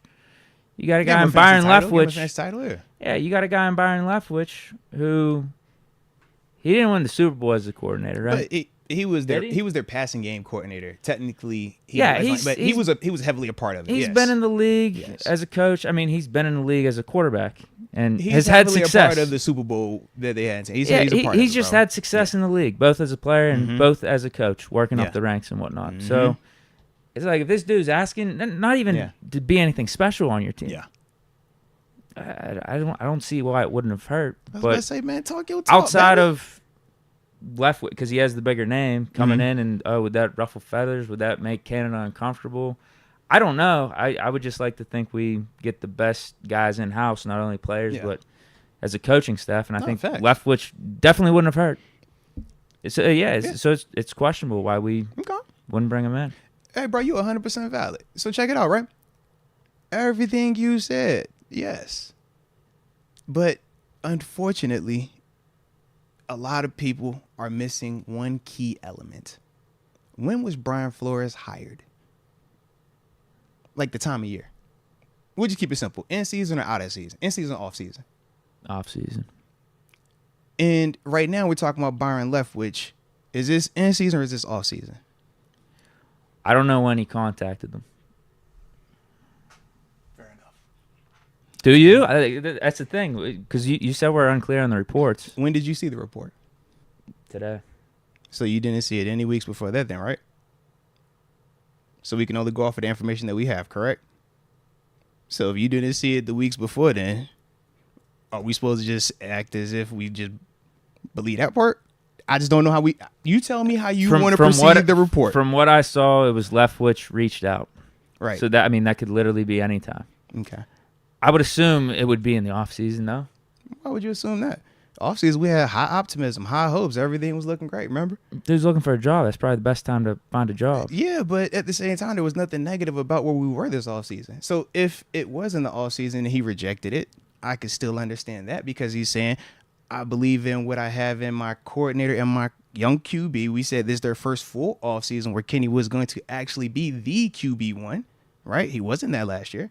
So we said we're going to give them their first full go, their first real life experience at being the guy, coordinator and QB. So if it was off season, I could understand that. But the way the report came out, from my understanding, it looked like it was in season, especially the way that it was even reported as in one of them. Dang, the way these first couple games was looking, he reached out and we turned that down. We said, nah, it's sexy. It sound good. But if it's in season specifically, I'm like, absolutely not. Because now we got too many cooks in the kitchen. How many messages are we getting sent in here? Now you open up the door for controversy, for internal debates, internal tension, because he wasn't here all off season. So if you bring him on right now, anything that he brings up, it is going to naturally have the potential to be viewed as an issue, especially if his message is different than Canada's message. So whether it was in season, like how the report came off to me, or even if it was in this off season, I still can understand why. And I do truly believe, bro, that a lot of people could understand that too, if y'all allow yourselves to. I just feel like y'all mindset is so bent on it being Canada, and it's got to be Canada, and nothing is ever going to improve because of Canada, that y'all are never going to see anything other than that, man. I don't care that we said no to him, but it's just, I don't think it would have hurt just bringing him in as an offensive coach. I agree. Just seeing what we did with Brian Flores. But people are viewing it as an indictment, as the almighty. See, I told you, man, this is crazy. I just don't feel like that. I'm trying to see the actual report here. I'm seeing one from Kabali that's saying, yeah, it's just potential vacancy on the team. Has reached out. Yeah, so actually that sounds more current then. That sounds like now. Yeah. I could be off, like I said. No, I'm with you. I thought it had reached out. I hadn't seen the report recently, so yeah. Well, today, you know what I mean. It's not like yeah. I was looking at it right before we got on and remembered the exact verbiage. Like I said, I saw it in passing. And I was like, okay, I definitely am aware of it, and yeah, I felt like how you felt initially. I'm like, Byron Leftwich is a dope coordinator. I told you, I spent time with him in Arizona. Love what he brings to the building, man. Love his energy. Former player dude, heck of a dude though, man. But the timing has to be right on any of these moves. Otherwise, you're only going to cause more damage than good. I know that's, not what most people are believing right now. But from my experiences, that is the case, man. Yeah, if it was off season, I think that it makes more sense now from an optics standpoint. Yeah, if we were to fire Matt Canada this offseason, I would 100% be like, get Leftwich. We talked about Byron Leftwich. We talked about bringing him in here. Absolutely. I think if you even fire Canada right now, Leftwich is one of the guys you should consider still bringing for him in? OC. Yes, 100% he's in that convo, heavily. It'd be him, Whipple. You know a name that I thought of today? John Gruden. I'm not on that one, bro. If he's trying to get back into the league, he's got the connection with Tomlin. Like I said, I'm not on that one, bro. Gruden, Whipple. I'm cool with Whipple, Leftwich. Like I said, for me, my biggest issue with the Gruden thing, forgiveness is real, man, and all of that stuff. But I do feel like there's always going to be conflict if he is in this locker room because of the demographic. When you are associated with any of them comments, whether you made them or not, you are a part of it. That is just a hard sell in a locker room where the majority of your team look like, you know what I'm saying? So as much as I respect what Gruden brings from an X's and O standpoint, culturally, I just feel like that is going to be very challenging for him. Not saying that it's impossible. I just personally think that would be very challenging, bro. Still, even if you want to throw him out, there's multiple There's names, like though. 4 names. No, absolutely. It's multiple Haley, names, bro. Multiple Whipple, names. Leftwich, Shoot, if you want to break the bank and try to get you a college guy, you could do that too. Kingsbury. Like I said, it's multiple ways. Absolutely. Okay, Robert Williams just giving us some support. Nah, salute Robert, man. From the heart, baby. Let's ride. We got Russell Schwartz. Canada still needs fired. Hey, and that could still be valid, baby. Trust me. It could definitely still be valid. We're not about to act like what took place is, even in the second half from my perspective, is this, groundbreaking, earth-shattering. Oh, yeah, now we're good. No, I'm not saying that either. But what I am saying is the progress that I've been looking for, I am seeing. And I saw it versus a really good Ravens defense. A really good Ravens defense that was fired up in a rivalry game. And I saw our offense, when we needed to have it in that second half, produce multiple, not just singular, multiple drives to get us what we needed. And to me, man, that's the thing that I lean back on, man. But I'm not saying that that's enough. Nah, it was enough Sunday. And that's all we could take was Sunday. How am I supposed to know what we worried about next week or the week after that until we get there? These games have all flowed and played out very uniquely, each and every one of them. But through all of the sky is falling and all of this blow it all up, got to be the coordinator and all this other stuff, all I'm saying is we're sitting at 3-2 in the small sample size and 10-4 in the larger sample size.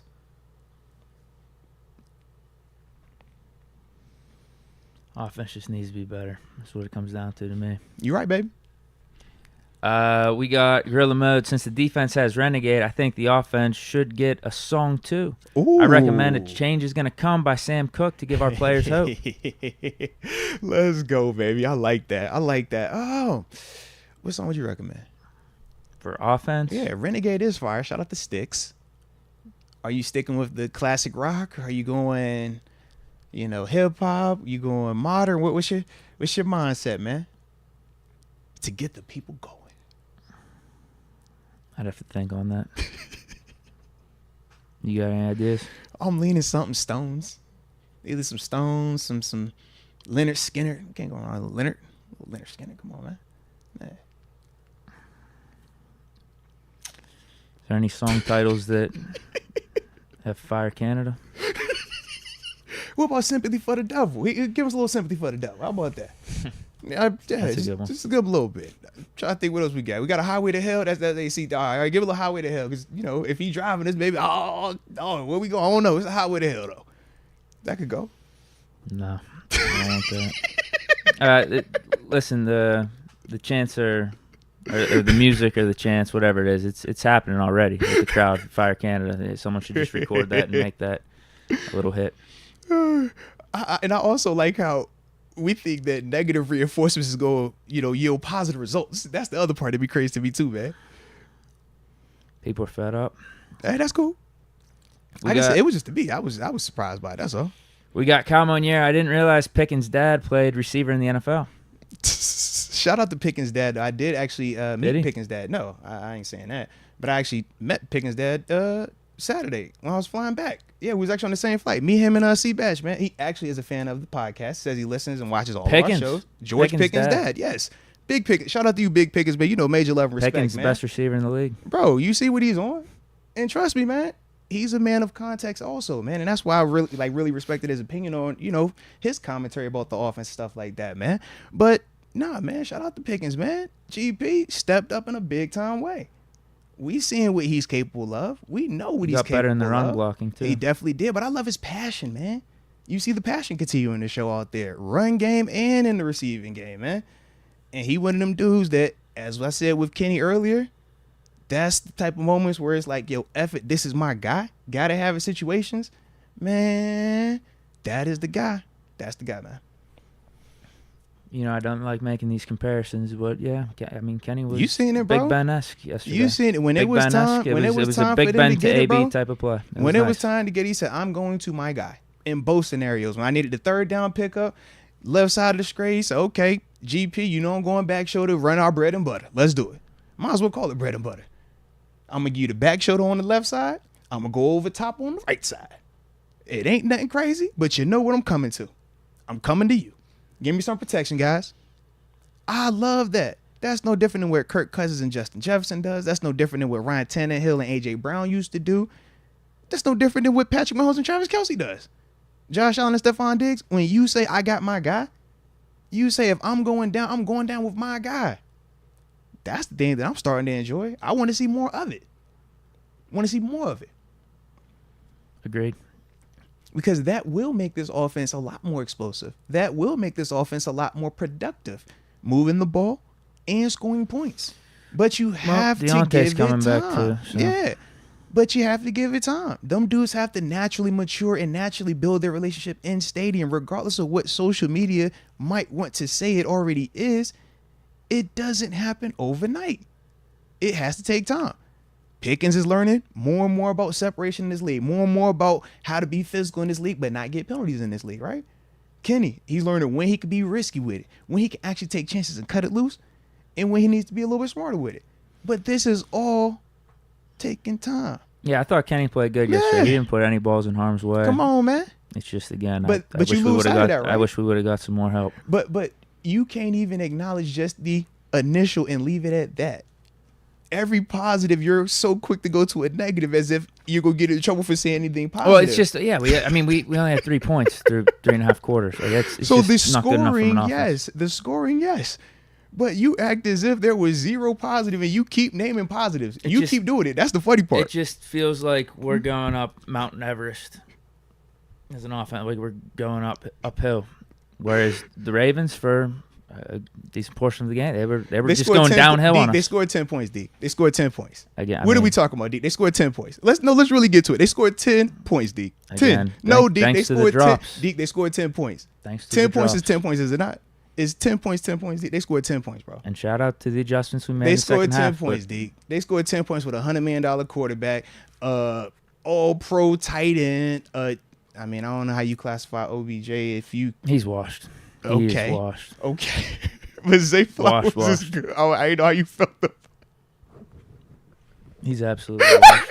Yeah, Zay Flowers is their best receiver. Okay. I was like, it's definitely Zay. All right. I just didn't know because I know Odell, he's one of them ones. Like, some people just love him and swear by him. Like, I'm hoping he's just banged up. That's what I was trying to find comfort in. Like, yeah, he just banged up. Got to be something off. Because, yeah. But they scored 10 points, bro. I'm like, man, we can say all we want about all this other stuff, man. They got all this other stuff, cool. They got a coordinator, cool. He's proven, cool. They scored 10 points, bro. Thank God. And we got the exact same record as them. We can thank God. We can thank Buddha, Allah, whoever we want to thank, man. Whoever. It don't matter. At the end of the day, go play the game. Right? Go play the game. And when we play this season, we win more than we lose. Good thing it's a team sport, not just an offensive game, right? Yeah. We got Ryan McPherson saying, I sat next to some Canadian Steeler fans at the game. They found it a shame that Matt had the last name that he has. Nah, salute it, man. Salute it. Ain't nothing wrong with that. And usually Canadians that I've always interacted with, man, they be super nice and chill. But I understand. We got Official Momentum. What's good, guys? Official Mo. Man, what a win. Now we got Donald and company after the bye week. Ambition Live at the pub at Tonnendale, October 14th, 2023 at 8 p.m. # pull up. He adding on to the spot. I see you, baby. I see you. Yes, sir. Yeah, that was a crazy one, though, man. It definitely was crazy. And, yeah, man, I'm glad we got the bye week to ultimately get back healthy and start, forming up a new game plan for them boys over there, man. Someone needs to give Canada ChatGPT They got that or little AI receiver. access. What's the receiver? Was it Puka? Yeah. Yeah. Well, here's what Canada needs to do if he's going to be sticking around here. He needs to ask AI, scheme up an offense for the 2023 Pittsburgh Steelers as if Kyle Shanahan was the offensive coordinator. That's what we need to do. Fair enough. Fair enough, baby. Maybe mix it around, too. Sometimes throw Reed in there. Combination of Andy Reid, Kyle Shanahan, McVay. See what it comes up with. Steel Nation on fire. That's what he could do in the bye is what I'm saying. He's got the time on his hands. Figure out the ChatGPT app. Figure out some of this AI technology. Plenty of technology that's advanced enough. That's it. Steel Nation on fire. Offense and defensive line. Got to hit the sleds. Good thing they were in pads this week. First half versus second half, I thought we could definitely see a difference. Thought we controlled the trenches, man. Thought we protected well. Thought that we got after them up front in the second half, man. It wasn't perfect. I'd say it's still below average overall, but from what we were dealing with these first few weeks, it's better. Broderick Jones played good too. Did you just name another thing that improved? Deke, I know we're not supposed to be talking about improvements, Deke. You keep naming improvements every time, though. Just know that. So you need to give me a negative real quick. Because otherwise, we're going to have too many positives going on right now. You can't say the offensive line improved. No, that can't take place. Because this offense didn't score 30 for the however many game in a row. So please give me another negative to offset Broderick and the offensive line playing better. Please. I'm not even joking. I'm like dead serious, bro. Like, yeah. Because you're going to confuse me. I don't want to be confused, man. It's still the same tough sledding with this offense. Just in general. There we go. 3 points through 3.5 quarters. There we go. It's not good. It's not good enough. I appreciate it. I know it's always going to be a gray area thing, but yeah, I don't know if Canada necessarily improved. For sure. Yeah, I did think offensive line played better though, seems bro. like the same old from him. Yeah, offensive played better, man. Offensive line, I thought was better. Shout out to Broderick, man. He wasn't perfect, but I love his fight, man. I thought that he played a lot better in this regular season game than what I was seeing in the preseason from a consistency standpoint, from just an overall looking like he was trying to, do some dudes dirty out there. I'm like, you know what? That's what I want to see. I know you got it in you. Give it to me, baby. And he was doing that out there. Like I said, man, it wasn't always perfect. He had a couple moments here or there, but I did like that. I liked it a lot, man. Chooks, not so much. Oh, come on, man. Chooks, same convo, baby. It's just one we got more information on, the other guy we more optimistic about. But they both in a similar situation right now. They trying to see how good they gonna really be in this league. Like I said, with Chooks, we kind of know you're a good player. You haven't jumped to like elite, but we know you're good. And your contract even reflects that. With Broderick, we trying to see, all right, we think you're at least this, but can you get to elite? That's why I was like, they kind of the same. Dan Moore included. Q says, first fire Canada. And can Terrell Austin play Minkah to his strengths and not have him in coverage for most of the game? So what's his strengths then? Just blitz him? I like to think of him as, Troy P type. You just let him roam out there a little bit. But I get why they had him in some of those coverages because Ravens like to run the ball. You don't want to be too soft as a defense out there. So I'm confused. What was like the issue with? Because like I know Minkah, he was matched up a lot of times with like Mark Andrews. Yeah, he gave up some plays. Yeah, Mark Andrews is a. I think that's what he's referring to. Would we say Mark Andrews is an elite player or just a good player? He's really good. Okay. And typically, the tight end is one of the hardest positions to double team defensively because schematically, where they're aligned at, right? At that number 3 spot, and we talked about one of our weaknesses in our defense is if you line or you got an athlete at 3, you're going to get them on a linebacker. So we talk about how Coach Tomlin never makes adjustments, Terrell Austin never makes adjustments, none of these things. Our adjustment or our game plan was we're not going to allow Mark Andrews to run routes on Cole Holcomb, Landon Roberts, and Quan Alexander. We're going to play more cover 1, but we're going to have Minkah be the guy that matches up with him. And Mark Andrews just was beating him. It was plays where Minkah got him too. But on the plays where Minkah got him, it's not as sexy because it doesn't go for 30 yards or 20 yards. It's just incompletion, or it's Lamar not throwing it there.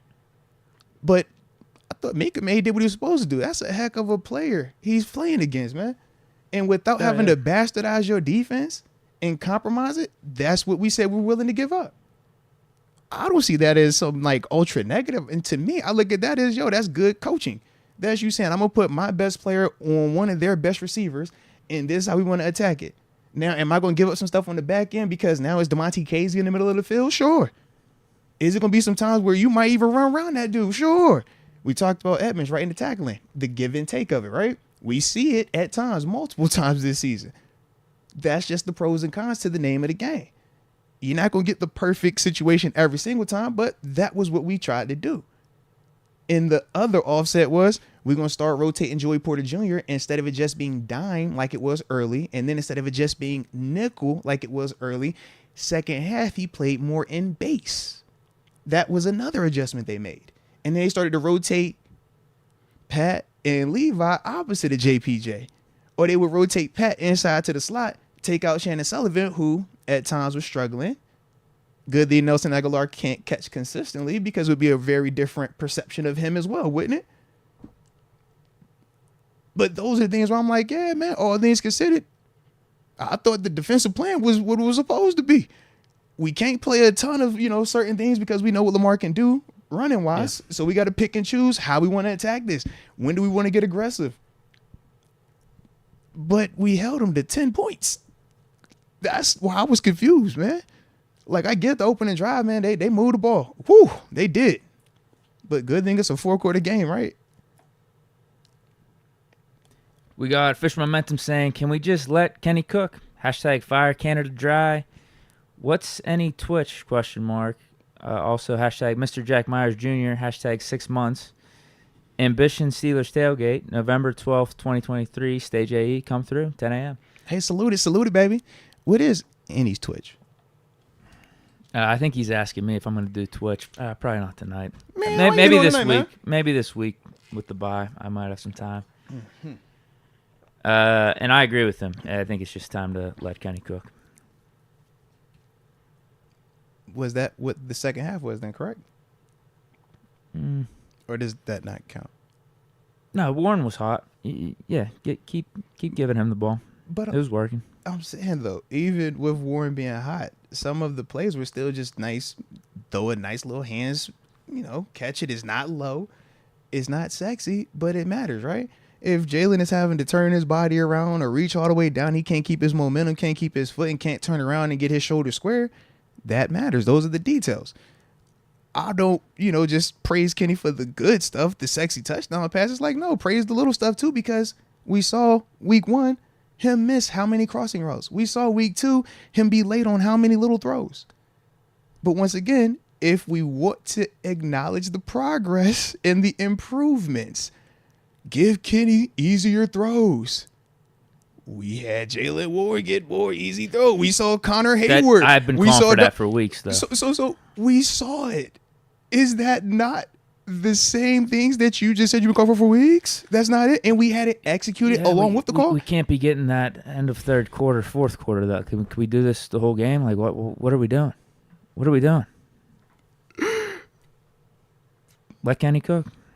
Not when it's like backs up against the wall. Let Kenny cook, because you see what he could do, and that's what I want to see all game. For sure. Let's go, UW. I do have a suggestion for OC. If we do Canada, it would be Kirby Moore.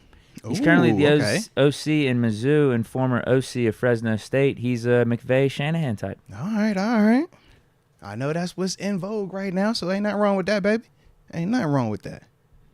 We also got Rex 7. We spinning with a dono for every JPJ interception this season. Let's go.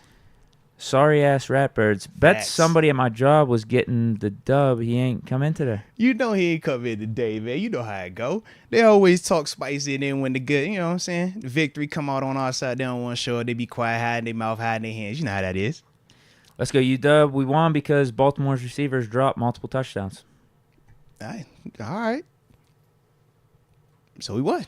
Cool. Then they dropped passes. Cool. But we won. That's the most important part, is it not? Yep, I'll take it. Taylor Made, 3906. 22 under production is a huge issue. Make him a goal line back and let him return kicks, ? No, he's not returning kicks. They say, yo, like LeGarrette Blount used to do with New England. Yeah, that was low key. It low key worked for LeGarrette though. When they had that big dude running them kicks, you like, bro, who hitting this man? But nah, that ain't Najee's game, bro. I don't look at it it depends on what your expectations were for Najee. Depends on how you perceive Najee, what style of player he is, if you deem it as underproduction. I've talked about the Najee vibe, and it's just like I said, the fit feels weird because of our personnel and our style of calls.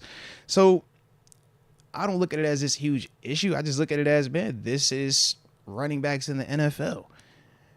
It's awkward like that. You don't know if the dude's gonna fit every single year, if you were what we needed in year one when Ben was here in his last year, because you were perfect in that scenario. But now we saw how Jaylen Warren and that offense felt and what it looked like. So it's like, man, it's just a different time right now, and this is the player that we need a little bit more of. But for me, man, Najee's still going to have his time. He's still going to have his role, and we saw it yesterday. He did have to give us some of them nasty 3-4 yards, pop a 6. I'm like, all right, them adds up. That adds up.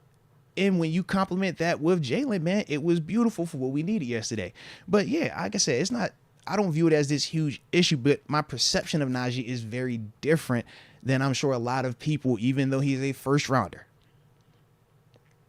Yeah, it does feel like Warren just fits the offense better. We've been saying that multiple times, although Najee looked good in last week's Texan game, to his credit, but it just shows up pretty glaringly whenever Warren is doing the things he's doing in yesterday's game. Like it feels very much night and day. Speed is the name of the game, man. Speed. The only concern with Warren up to this point is the ball security. If he keep that under wraps, like it's got to be more Warren than Najee. It's as simple as that. Yeah, but you're right though. That is the knock on Warren right now, because even last week we saw that ball put on the ground, and that's the one thing. The same way everybody hate Gunner, because Gunner put that ball on the ground. The same way before Deontay transitioned to full-time receiver, he was messing around with them punts. And you're like, hey, bro, you cannot put that ball on the ground. That is the one thing for Jaylen Warren that he got to realize, man, especially at running back. You cannot be putting that ball on that ground, man. Can't do that. Ty_2, Canada's face shows me that he didn't call that play. How'd you feel about that? I have seen that people went crazy on it, man. Yeah, Did you have an opinion on it? Hard stance one way or the other? I mean, we hate Canada. I mean, Steeler Nation hates Canada. It's definitely a reach. I mean, Pickens clarified it after the game. I think he said the call that we went out of the huddle with was the one that you saw. I thought Randy was like audible. That's what they told me I was supposed to believe. That Randy was this super sexy kid. He just said, "F it, we unplugged." We unplugged the coordinator's cord, all this other stuff. That's what I was led to believe. For my own entertainment purposes, I do wish that happened, but no, I think everyone reacts in their own ways to certain things, and he might even be thinking about the 2-point conversion. Jay Wright, didn't Villanova, probably a decade ago, dude hit like a game winner from half court. Jay Wright, stone cool face, won the national championship. Didn't celebrate at all. So, yeah, I think everyone does it their own way, and we don't like Canada, so, yeah, I mean, Canada didn't make the call. He sent in a jet sweep, and Kenny said, F it. I'm throwing it to Pickens. I'm just glad that you communicated that, man. I'm glad. Yeah, as much as I want Canada to fight, I think that is a stretch right there. I think that one's a stretch. I guess I just don't be that knowing. Canada's not happy that we scored. Or now, Kenny could have made an audible or something at the line of scrimmage. He said Randy. But again, I don't. From all the information that's out there, I don't think that was the case. They're saying protection, Pickens. No. Trey exits. He said protection. Everybody else, the masses, and even I forgot the blue check verified guy. He was like, "Nah, man, this is Kenny checking the play." That's what he said. So that's why I do just want that to be the case. Out, I don't know. Yeah. It seems more like that was the call, and Kenny and Pickens executed it. I mean, it was nice.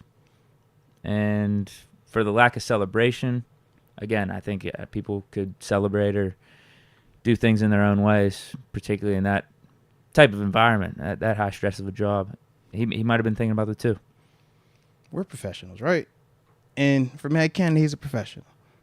There's a very strong possibility that he's number one, checking to see if there's a flag on the field. And number two, of course, he's getting ready for the 2-point conversion, because what takes place? Let's talk about the mechanics of it, right?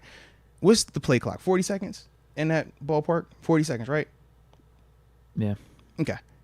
And that's 40 seconds for him to dissect what personnel he wants, what personnel he's anticipating getting from the defense, what call he's anticipating getting from the defense.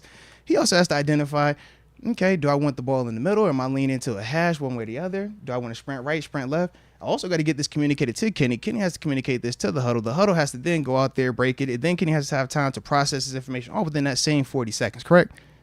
And we are acting as if, because he didn't lose his mind, jump about the seat, pump his chest, that he wasn't excited. He wasn't happy. Of course he's happy. Of course he's excited. His job's on the line. That's the difference between what we do versus what he does. We don't have real life consequences for what we do. If we show up and we not prepared, if we show up and we bad, nobody's going to fire us. Nobody's going to tell us that we can't provide for our families. But for those dudes, that is the case. So for him, he's locked in. He doing what he's supposed to do.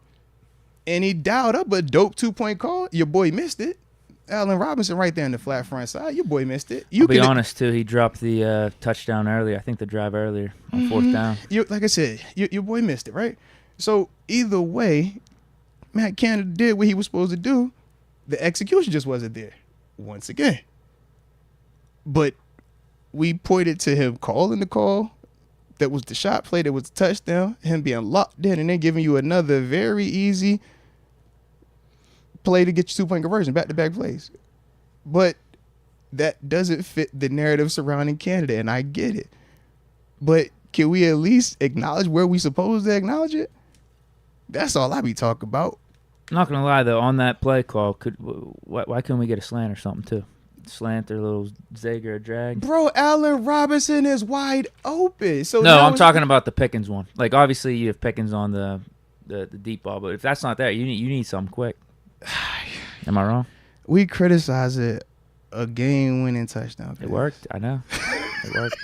Just think of Deke. Just think about what you're saying right now, Deke. Pickens. Just think about what you're doing. You're criticizing the game-winning throw, catch, call against the defense, execute everything. I'll give Canada credit for that. I'll give him credit. But that's the part where I say it's like, bro, are y'all really trying to get better, or are y'all just out here with the pitchforks pitching the narrative? Because that is where my disconnect starts to show.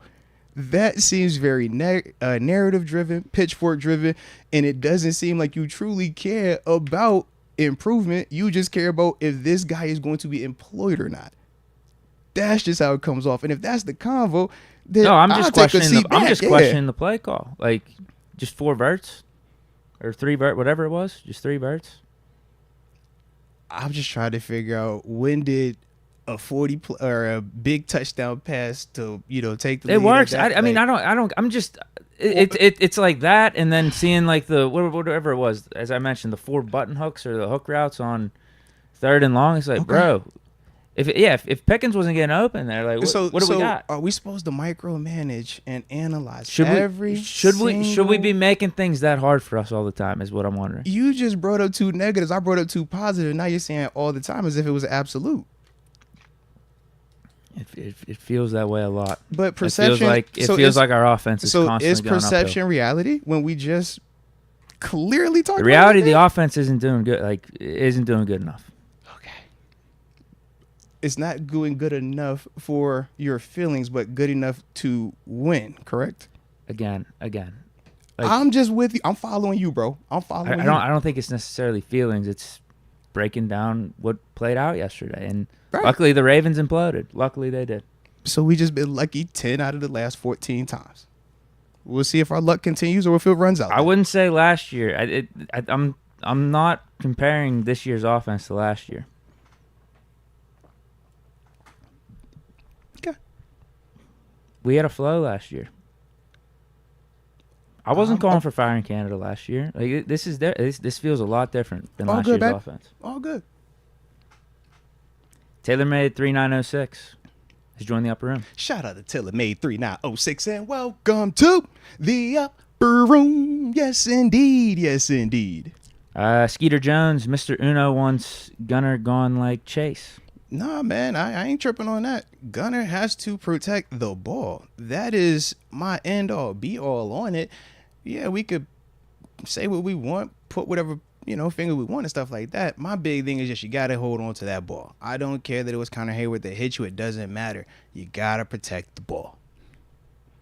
Michael Williams, bro, I cannot keep watching Cole getting blown up. Cole had a bad matchup yesterday, bro. That was a bad matchup for my mans. He was getting bodied in that interior. But at the same time, sometimes you just got to survive. Just find a way to survive, and he survived enough. But yeah, he had a little tough one. He had a little tough go yesterday.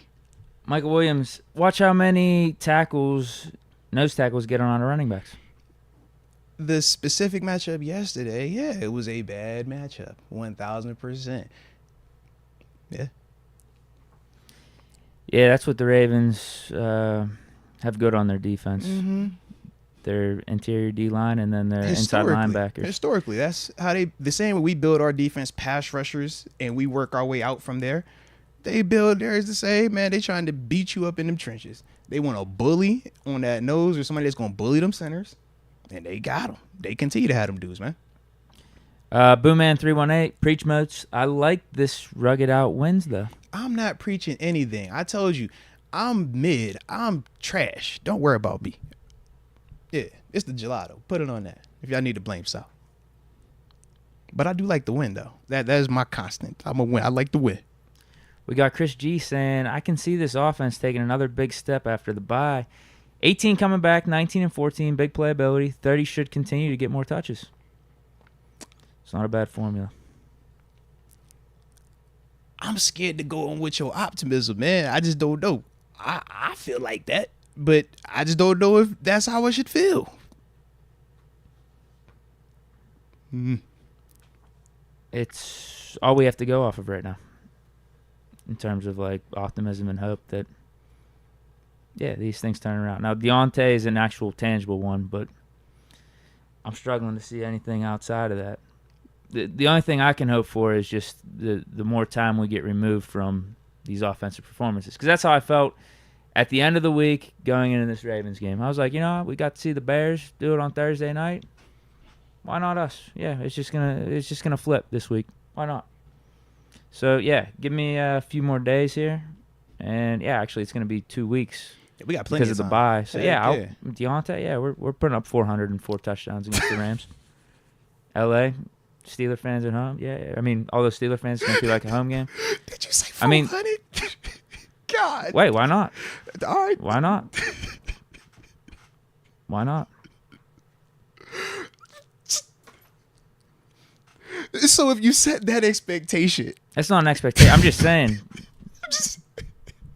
Our offense could do that. Why not? It's the NFL. I got to see Justin Fields throw for 8 touchdowns in back-to-back weeks. Why not? I'm not saying that's an expectation. I'm just saying, yeah, okay. I'm going to have some hope for this offense now. I do think we could turn it around. All I'm really asking for is the Raiders game again. That's what I want. But we only got that one time out of this whole year, out of 5 games. So we're 1 of 5, I think, for like an offense that's actually doing some stuff that looks like an NFL offense. Mm-hmm. We're 1 of 5 right now. Shane Carter Jr. Sup, guys? I feel like it's important to remember last year we lost these games. We seriously need Deontay. Super excited about him coming back. Still think we need guys to win one-on-ones to help the run. Brought up a good part right there in terms of losing some of these games last year, especially going into the bye last year versus where we are this year. I don't know. But I do feel that you could be on to something. Shane Carter Jr., I do feel like that. But, hey, man, I could be off. You know that. What's Pickens' dad have to say? I'll just say he aligns a lot more with me. And we'll leave it at that. Out of respect for my man. Big Canada fan.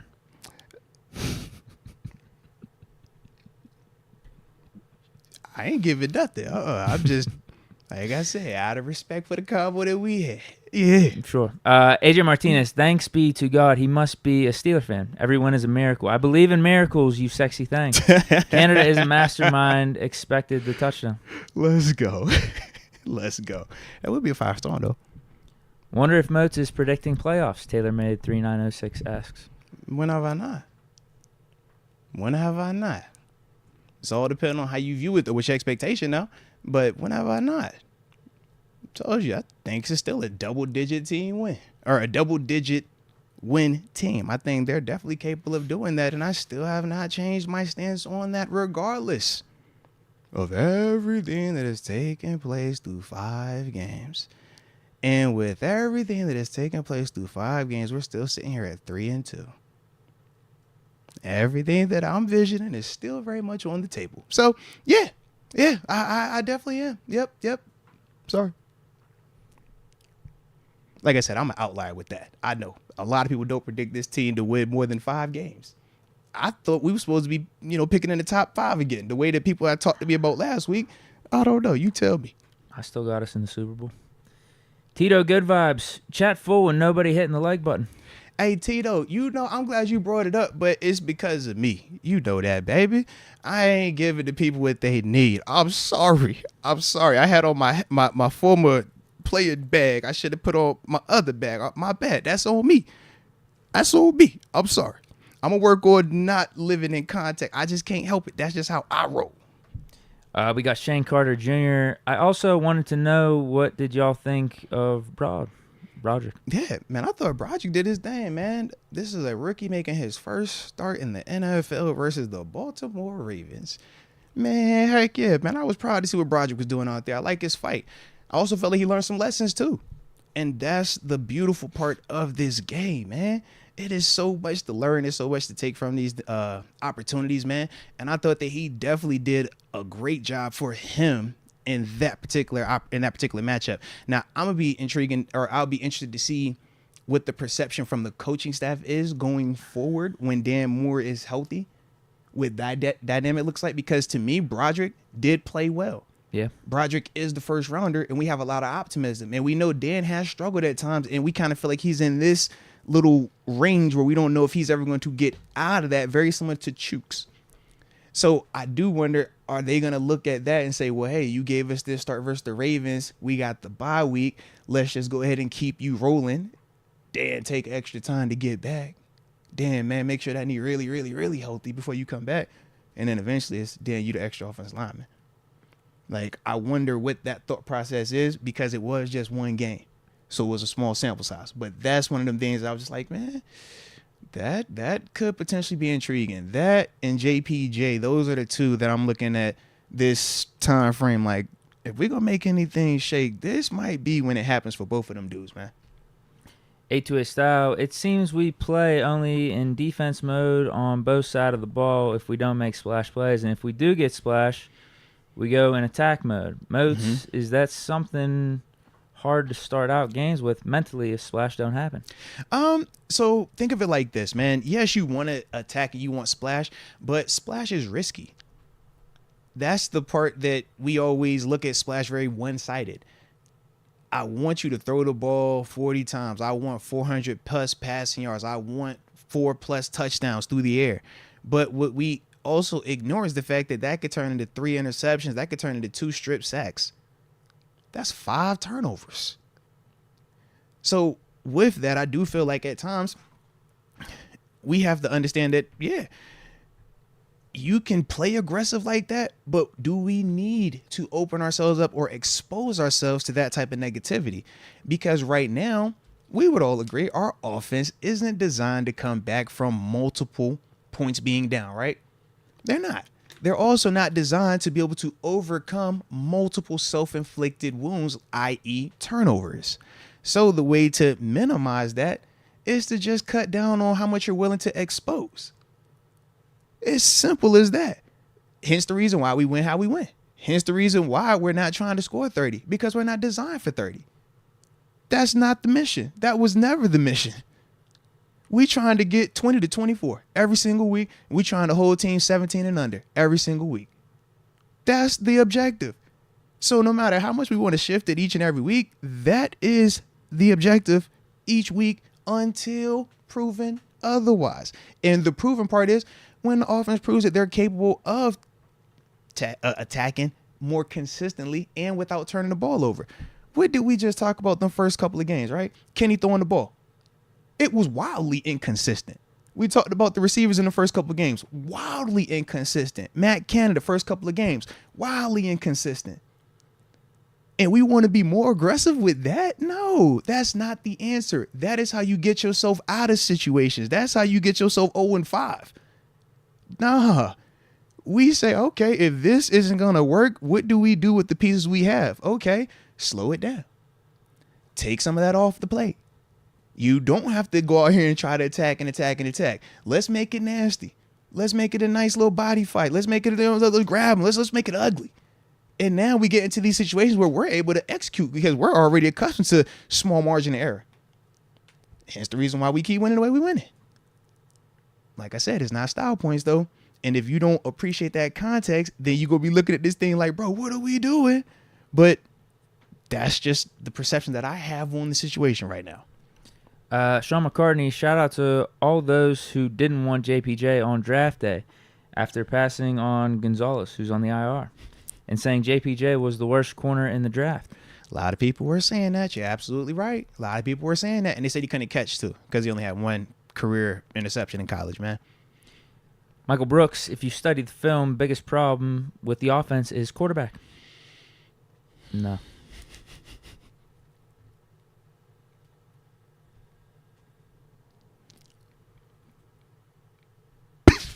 All right. What do you think? Who's the most important person on offense?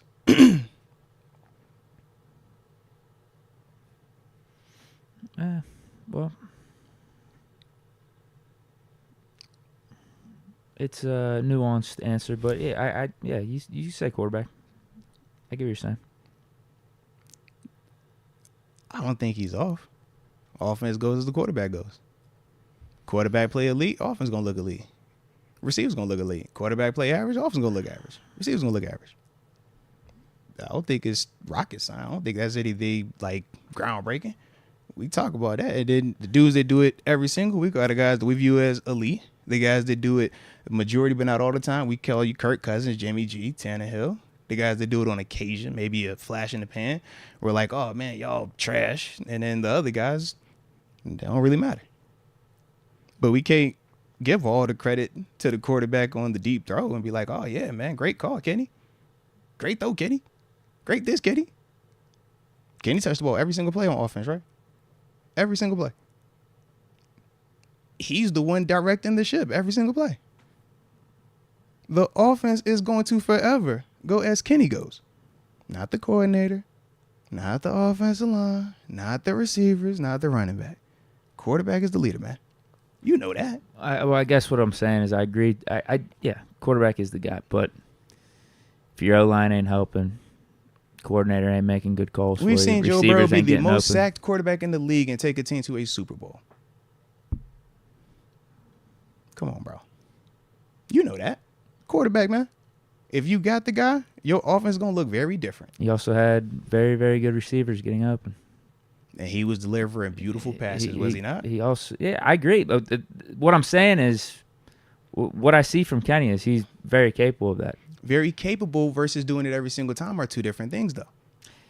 I just, here's my thing. Like, these Pickens passes, this is what we need to rely on for the offense. Like, that is players making plays. That's not offense helping out Kenny. We can seek comfort and minimize it. And minimize Kenny's role in this. Or we can have the brutal truth, and that's where we grow and get better. It just depends on which way we want to go. From my perception, that is an excuse. Because I've seen elite quarterbacks say it doesn't matter who's out there. Heck, you could say Seven himself has done that. You've talked about Seven himself doing that. Between good O-line, bad O-line. Good receivers, bad receivers. Right? Running game, no running game. You said it yourself. So I'm not saying Kenny doesn't need to get better. I'm not saying that at all. Okay. Biggest problem, though? This is my point. I'd like to see.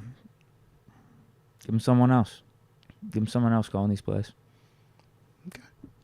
Fair enough. Like I said, it's not a bashing session because it's not a, yo, Kitty is the reason our offense sucks. But to act as if the quarterback isn't the most important part of your offense, and to act as if he isn't the most responsible for how it flows and the success of it, to me, I just think you're doing Kenny a disservice. Because if you're taking that off of Kenny's plate, well, then those are different. That's like when we talk about some of these run-of-the-mill quarterbacks. We need all them variables to be right. We need the coach to be perfect. We need the call to be perfect. We need an elite receiver. We need the protection. We need the running back. But we can factually bring up multiple elite quarterbacks that have proven those things do not matter. If your quarterback is what you have already perceived Kenny to be, I don't know if he's going to develop into it. I don't have a hard stance that he won't develop into it. I'm just saying it's still very early one way or the other. But you view Kitty as if he's already Joe Burrow. No, I thought he would be end of season. I said end of season. I did, and he's not there right now. But I'm being honest with you. And I'm not using that as like a negative for you, but I'm just saying in terms of how you perceive him, you're perceiving him as one of those dudes because you've seen those dudes rise above any of that stuff. Because that doesn't matter if your guy is the guy. Does it play a part? Sure. And that's the part where when I look at Buffalo, where it's like, oh, Brian Dable versus Ken Dorsey, those are the critiques with that stuff. But it's like, bro, at the end of the day, Josh still lit it up last year. Josh still lighting it up this year. Josh still lighting it up with Dable. You either got him or you don't. And that's what we're trying to see with Kenny. But we're going to make every other excuse and minimize his role in it from a negative standpoint because of our personal feelings about him. Where Kenny himself would tell you, bro, this offense goes as I go. When I play well, we look dope. When I play bad, we can't get up out our way. That's the reality of it. It's a hard truth, but it is the truth. He played a lot better in the second half. The offense looked a lot better in the second half. You know, you're seeing got it. Some help. Got some help. Running game got going. Dude's making play. All I'm saying is, like, if we got to continue just to rely on those out passes, picket to picket, like, that's players making plays. Like, that's to my point. Like, these dudes are capable. Can we actually, like, scheme up some open guys, get some yards after catch? Can we actually do some of that stuff? Yeah, that helps out a quarterback. I'm not saying Kenny doesn't need to get better, because I do think he does. I agree with you. He's not to the level that I thought he would be right now at this point in the season, but he is still young. I see too many good things from Kenny that makes me believe, yeah, like he is eventually going to get this thing right. He is the guy that we need for this offense, for this team, long term. But I just think it could be multiple truths at play. All I'm saying, biggest problem. That's the thing I'm hard pressed to believe right now. Biggest problem. That's all. Okay. Could Kenny be better? Yeah, of course, but. Young Shockey, why is no one talking about how bad Mason Cole is playing? Next year, look at center early in the draft. Ben had Pouncey. Kenny needs that staple. It's not a bad call. All right. But man, Mason Cole had his bad game, and now we fired Mason Cole. This is crazy. Like, we ain't praised how Mason Cole was this upgrade over our situation 2 years ago. Yeah, we felt bad. We didn't really have to talk Mason Cole last year. We felt really good about Mason Cole last year. My dog get worked up on a little bit versus Baltimore. Now we done lost it. Man, get him out of here. That's crazy. I mean, if that's your opinion, that's how you feel. I can't tell you you're wrong with it. I don't share that opinion. I think he just had a bad matchup. No different when I look at some of these dudes and I'm like, you got to block him today? That's going to be a rough one. Or you got to guard him today? That's going to be a rough one. He just had a rough one. But I get it. They're not sexy names in the interior part all the time, so it doesn't move the needle as well. But Juby 28, as bad as we are, currently third in the AFC. # here we go. I like that. I understand you don't. When did I say I didn't like that? I didn't say you ain't say you like. I said you don't love it. That's what you said. I love it. You told me that you don't like where we at right now, and that because it's not sustainable and all this other stuff. I'm questioning that with the offense. I don't think it's that far fetched, but I love being 3-2 and Oh, third seed after everything that's taken place these first 5. I love it. for sure. But in terms of a change, can we get better? We can make some trades too. I mean, I got some trade Oh, no, proposals we can make. it's multiple options on the table. Absolutely. It's multiple options on the table. 828 style, Deke be on both sides of the fence at times. Have you been watching Skip Bayless lately? You be hedging your bets and takes. It's confusing. Bring up the take. I'll clarify it for you. There it is. There it is. I told you I didn't give a full apology for him for Najee last week. I made it. I said he was the best player last week for us on offense, He had his defense. moments, Pretty much. yeah. I mean, Yeah, pretty he had much. his He was the moments, only man. shining point outside of Boswell. Yeah. So, I'm bring up the take. I'll explain it. There it is. Skydiving heck. This is the bed you made, Deke. Now lay in it. Y'all fell for the late season push when it was never anything special in the first place. Canada won't even use CA in motion, and one of our problems is receiver separation at the moment. Canada is inept. How'd you feel about that, man? No, I thought that late season push last year was real. I think we were a team that some of those other AFC playoff squads wouldn't have wanted to face. We had a good vibe, man. We had a really good vibe. We beat that Ravens team that should have beat the Bengals, actually, if it wasn't for that fluky fumble. Yeah. It just would have been interesting. I think our defense was playing lights out. We had a good flow on offense, pounding the rock. Kenny was getting better week by week, clutch drives. I mean, it was real. It was real. So that's why I was really excited about this season, because I thought we were going to get some of that stuff to carry over with the full offseason, all the young players on offense, Pickett going into his second year. And then we got to see what happened in preseason, too. So, we hit every check mark that you would think, okay, year 2 jumps happening for this offense, for Pickett. It hasn't been playing out. Deontay got hurt, Moose hurt. I mean, there's some factors, but I just would like to think we'd still be better than what we have been. Ain't nothing wrong with that, baby. I agree with you. Rec 7, I've watched football all my life. Moats, you're wrong. That's in quotations. That's like a chat thing. You can tell we've never had to watch our team rebuild/develop, and it shows by the fans. It's all good, Rec 7, man. Man, Kenny gonna turn into 7, and we ain't gotta worry about none of that, man. All right? When you get you 7, man, a lot of people ain't even been alive long enough to have lived to see some bad ball out there just yet. Think about it. 7 is a long time, man. Long time. So, yeah, baby. Just give it some time. It'll get back where it's supposed to be. Farron Bradford, I got a list of future OC names whenever you're ready. Oh, no, it's going to happen. I mean, we done went through 3 coordinators in how many years? We done averaged 38 points or close to 38 points. We fired that dude. We done flirted with hot tweets and fired that dude. And now we on the opposite end of the spectrum. We trying to fire that dude. So, yeah, man. Just have your list ready in due time.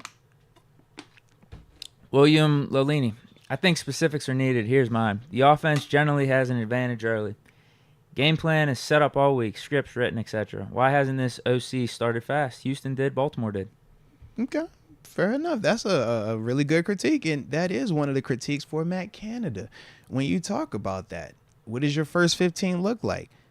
That is real. Unfortunately, we also have critiques about the quarterback play early in games. When we see some of his misses, typically they have been in the first quarters of games. So it still boils back to which one is it more of? And that's why I said what I said, was it last week when I was like, bro, I really don't know who to put it all the way on. But I feel like both of them are equally a part of this, except I lean more on player because player actually gets a chance to do it. Whereas the coach is just sitting up there talking. That's it. So they do need to improve in terms of starting early. And yes, it's not against, the rules to not start early. But let's not act like Houston and Baltimore, it wasn't very different in terms of the outcomes.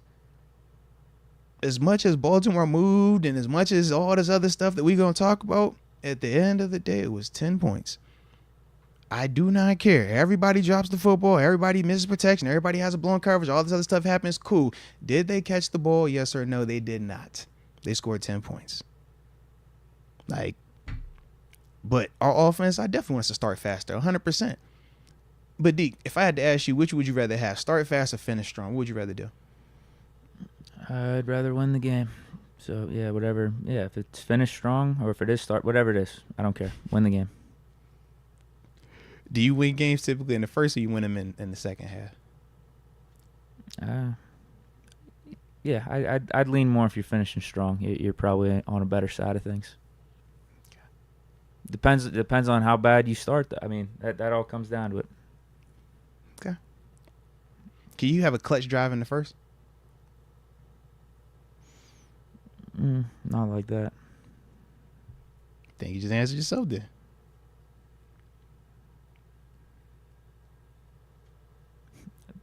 Dude, I mean, we can't be getting in a hole consistently. Double digits, though. Like that's the thing. Trust me, we're not saying that this is what we want. We're just saying this is where we currently are. It's a difference. A lot of people want stuff. We want our offense to be better. We want Kenny to be this. We want Canada to be that. Give. Yeah, we want a lot. It's been too common. Over the last 3, it's just been too common with Canada as our OC. 3 different quarterbacks. He had the franchise for that first year. He had 7. 7 bailed him out.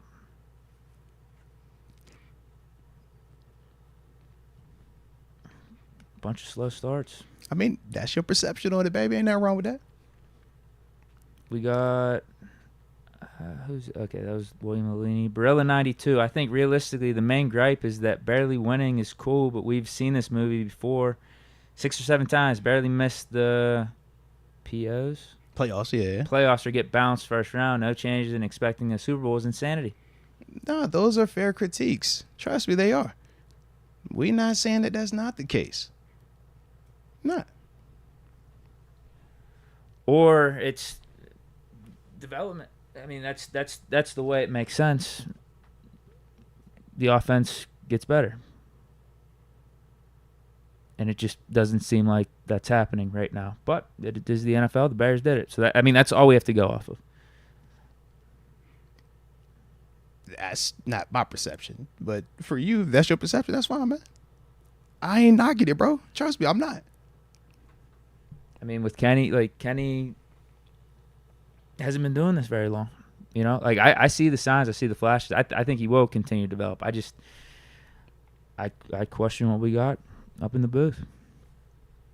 I question that, if that's going to be enough.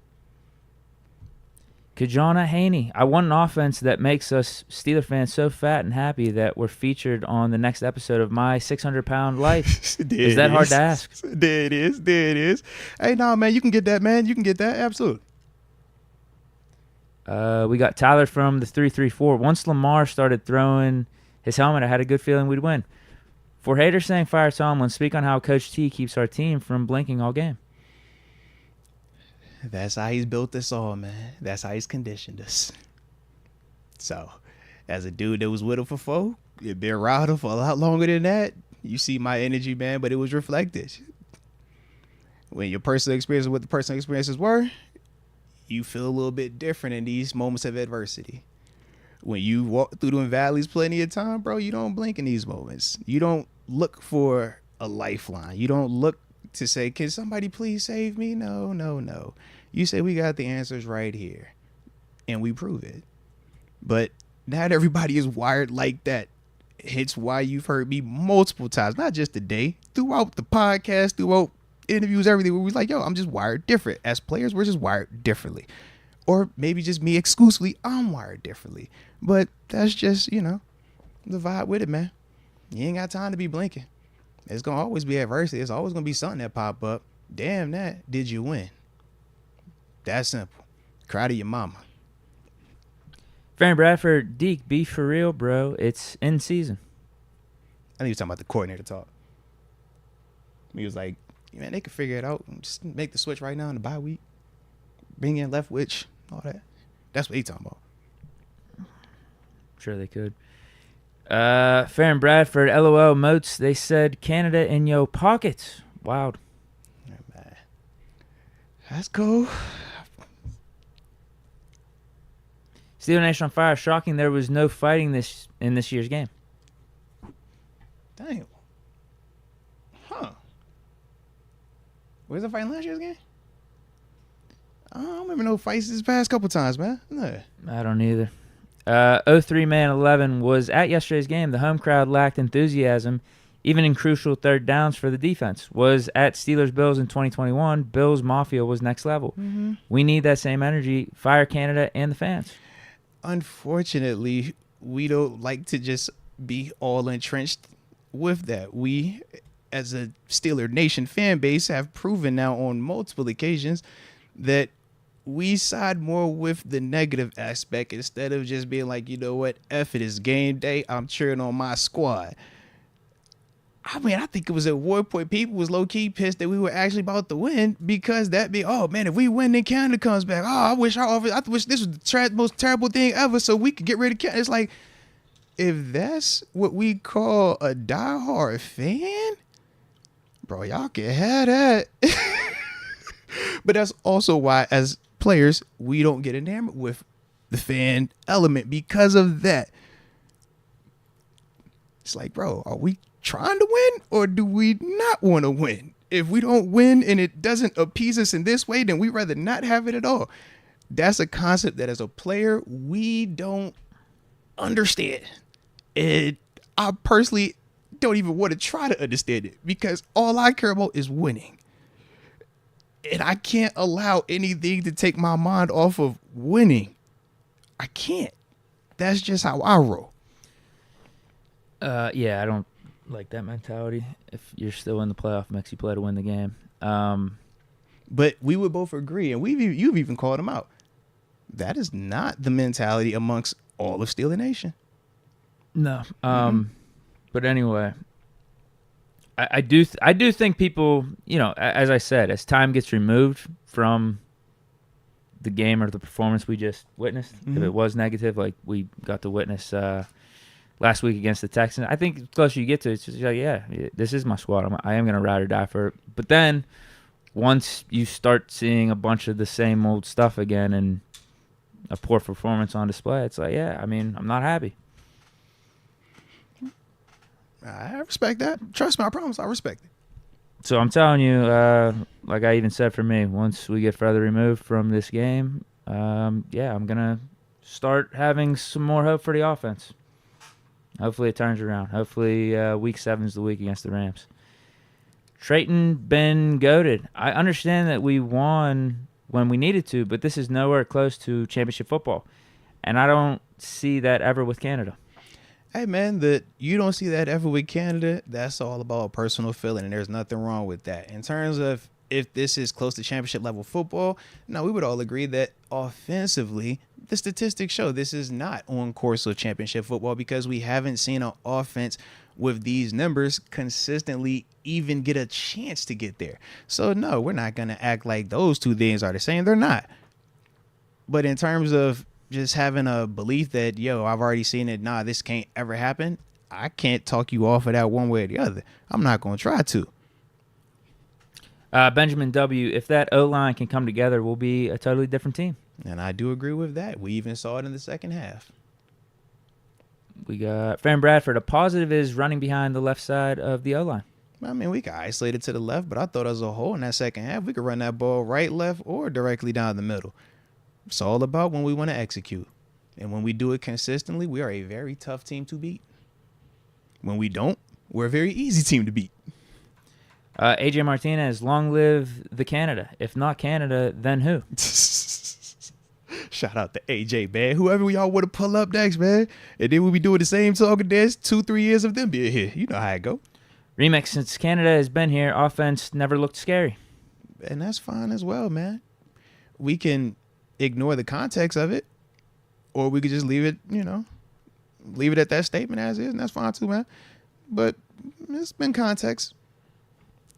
We also got Big Earn 772. When is Canada going to start using Washington more?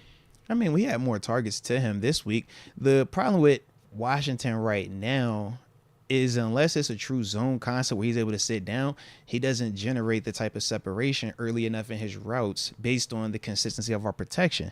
So when you're running Darnell Washington on a 7 route, post route, corner route, things like that, it takes him a little bit longer to get downfield versus the speed of our linebackers at the NFL level. So yeah, by the time he's getting ready to break, Kenny is either already having to, move off of that read, or he's been moving out of the pocket.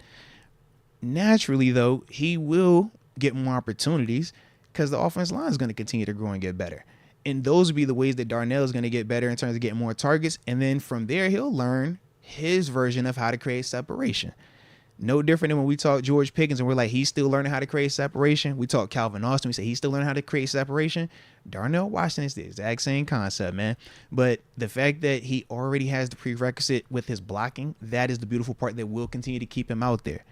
And from there, he'll get more opportunities. But I thought Connor Hayward was really the guy, showing some stuff from a receiving standpoint. And that's why I thought they just linked more with him. But you think about their body types.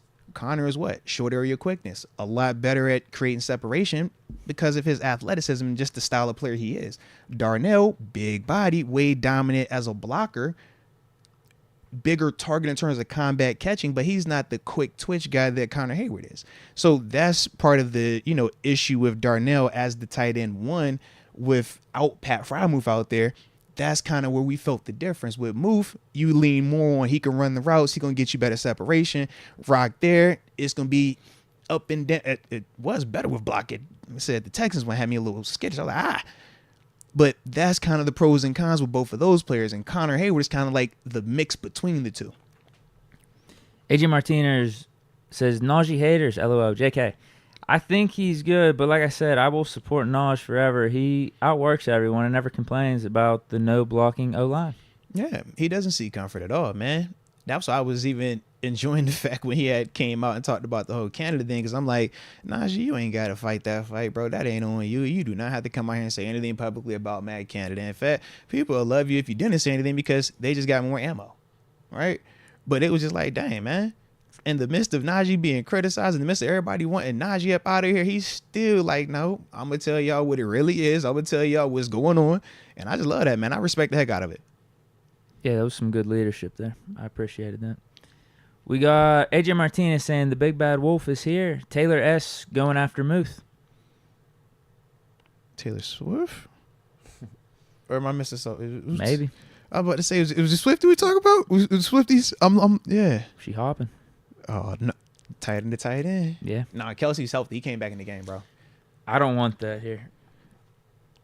Taylor Swift ain't allowed. Nope. That's crazy. It's going to be annoying as hell. That's crazy. No. Watch, Taylor Swift's going to cost them a Super Bowl. You don't want no Swifties? You don't want no Swiftie action, man? No. Dang, man. They say Chiefs tickets then doubled in price. Merch then went up. Yeah, Kelsey exactly. then blown up. Yeah, Come I on, man. want to be able to get to the game for a reasonable price. But you can be in prime time every time, though. You gonna be on TV every single week, man. No. They show the press box or the family section every single week right now. Exactly. It's pretty dope, man. Focus on the game. Q, hey Moats, can we get the GOAT himself on the show? He's talking about Boswell. Nah, man, we need to get Boz on, man. I ain't gonna lie, I'd be a little nervous with Boz in season because they kickers, I feel like you ain't supposed to mess with them. They kind of like in their own little. Yeah, he's having his best year right now. Yeah. Don't mess with the mojo. Are there any kickers that do a ton of like media? Like we know McAfee after the fact, but I'm just thinking to myself like I don't know a lot of like kickers. They usually be in their own little. Just keep them today. Yeah. Yeah. I don't want to mess with them. I am prime. 8 is my QB. Arthur. 10-4 last 14. TJ is Miles's father. Make up a good point right there, baby. That bring up a good point right there, man. We got Tyrone Bryant. Plenty of schemes been drawn up across the middle. Room to run. Bad throws. Enough to blame go around. Put our pitchforks away. No fair weather. It is what it is. You hit it perfect. Because I know and everybody's like, yo, we don't scheme up nothing across the middle. We don't scheme up easy throws for Kenny. And I'll be sitting here like, man, I could drop this film session that proves it, but I don't think that that's what the people want. So that's why I just let them say what they say, do what they do. But yeah, all them things that people holler about have been there. They have. We got John Easton saying if we win the Super Bowl the way we playing now, problem? I'll take a Super Bowl. I don't care. We'll fire Canada afterwards, but we'll take a Super Bowl. I was about to say, how does that work? Like, Yeah, if the offense is this shitty, we win a Super Bowl, we're firing Canada still. I don't care. We'll take the Super Bowl. Happy about a Super Bowl, but yeah. Canada don't get to touch the trophy. It's just crazy to hear that. So you're saying that winning is not the end all be all. You have to win in a manner that you want in order to be. If the offense keeps looking like this and we win, then yeah, let's move on and get a different coordinator for next season. Once again, though, if they don't win in the manner in which you want them to win, then it's not enough. I just want the offense to be better. No, it is enough so to if they win. Win a Winning is fine. Super Bowl. In this analogy, we're talking about a Super Bowl. Yeah. Not you came up short. We're saying you actually won the Super Bowl. And the first thing that came out your mouth is, yeah, that's cool, but I still have to fire Canada. And we're talking about if you won the Super Bowl. So clearly winning is not the end all be all. No, because if winning a Super Bowl is, there is nothing that we're talking about. Win the Super Bowl, bro. Win the Super Bowl, period. We're about next season. Next season, win the Super Bowl. I'm not about to be over here tripping you win the Super Bowl. But that's the mindset. That's almost how warped it is, where it's like, bro, you can't even appreciate if you win a Super Bowl, your response, bro, he still got to go. That's, to me. I mean, it's kind of a funny joke, but I mean, you just want to win the Super Bowl. Yeah, ultimately. But yeah, if we win it that way, you got to still upgrade the offense for next year. It'd be insane if we won. I mean, it'd be crazy. I'll take it. I don't care. But I'm just saying, we're talking about a Super Bowl. This is an extreme scenario. So if we going fully a Super Bowl, teams don't win Super Bowls every year. We say we got the most. We only got 6. So we're saying if you win a Super Bowl, one of the hardest things to do in all the professional sports, and we gonna be like, bro, man, that coordinator suck. I can't believe this. Like, what? No, I can't go there with you. It wouldn't be wrong. All good, bro. Yeah, we want to win. I mean, I don't care, but that's the thing. The way we're winning, I'm just questioning: is it sustainable with this offense this way? For sure.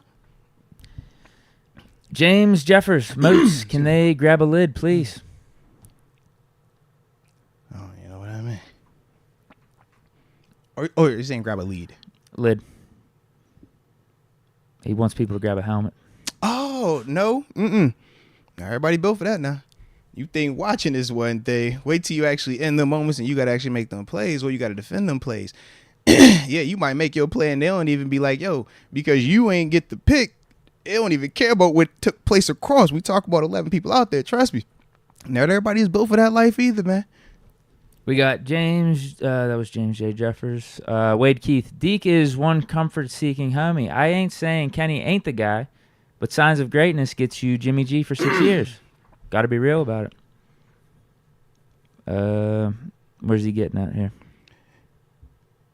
All he said, man, what's the difference between what Kenny has done versus, I guess, what Jimmy G has done?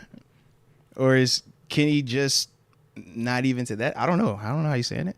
Because he's saying you're seeking comfort, but I don't get the, or at least he's saying signs of greatness in terms of the flashes. Him not being consistent is what Jimmy G is. Flashes, but isn't consistently like an elite quarterback. Sure, yeah. I mean, I think, as I've said, Kenny does need to play better. You definitely got to let the season play out with him. And moments like yesterday, I mean, I don't know. Jimmy G ain't really known for doing stuff like that, to be honest with you. The fourth quarter comebacks, and all, Kenny's shown that he's doing that pretty early often in his career, early and often. So, I mean, that's something. I mean, it's not nothing. But, yeah, he needs to be better throughout the whole game. He's younger than Jimmy G. We've got to see a lot more out of Jimmy G. He's, in his 30s? Yeah. Yeah, I don't know where he's getting. I guess what he's saying is he's writing Kenny off right now. Yeah. And like I said, if that's his hard stance on it, man, that's cool. I don't agree with that all the way. But I do understand what he's trying to say in the sense of if Kenny doesn't become more consistent, this is a variation of Jimmy G. Now, we would still have our disagreements with that because at least for Jimmy, he's been to an NFC Championship game multiple times. He's been to a Super Bowl multiple times. Or not multiple times, but he's been to a Super Bowl. Now, granted, he's been, but in terms of him being the guy, he was not that in New England. But that's kind of the thought process in terms of at least how I'm perceiving it. And I don't think that's inaccurate. That's what we talk about with Tannehill. That's what we talk about with Kirk Cousins. That's what separates them from what we deem the elite tier. Yeah, and then I guess all I'm saying is let's see about the offense then. And I think this is something that even the Kenny haters should want to see as well. Let's see if it's more Kenny or more Canada then. That depends on if you're really interested in finding out if it's Kenny or Canada. Not everybody's interested in that. Most people are just interested in whoever their guy is. If you're a Canada guy, do you like get rid of Kennedy? If you're a Kenny guy, you like get rid of Canada. There ain't really a lot of let's really let this thing develop and materialize and let's see what a full off season and full season together looks like. We pulling the plug after 5 games. People ain't trying to find out no content. They ain't trying to really see it.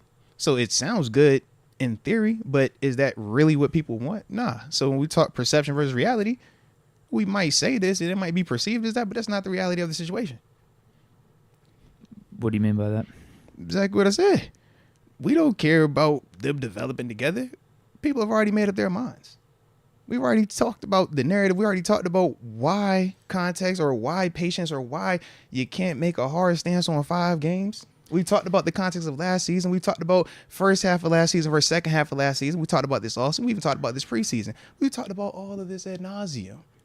It still hasn't changed how people are perceiving it right now because people do not care about that type of stuff right now. Well, we do have more from Canada out there.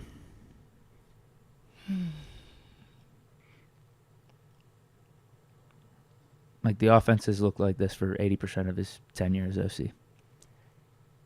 You don't like it because when I talk about that context specifically, it goes against your 2 beliefs, which is 7 his last year and Kenny currently in terms of their abilities and their play. We're going to have differences of opinions with it. So your perception is going to drastically be different than what mine is. I feel like that's always going to be the disconnect, which is why I'd be like, all right, I acknowledge what you're saying. I just don't agree with it. But that's why I say it like that because, yeah, I respect your perception of it because it is valid from your perception. I just look at it a little bit differently. That's all. Nanzito, it feels a little bit like how the season finished last year right about now, which is progress, right? Question mark.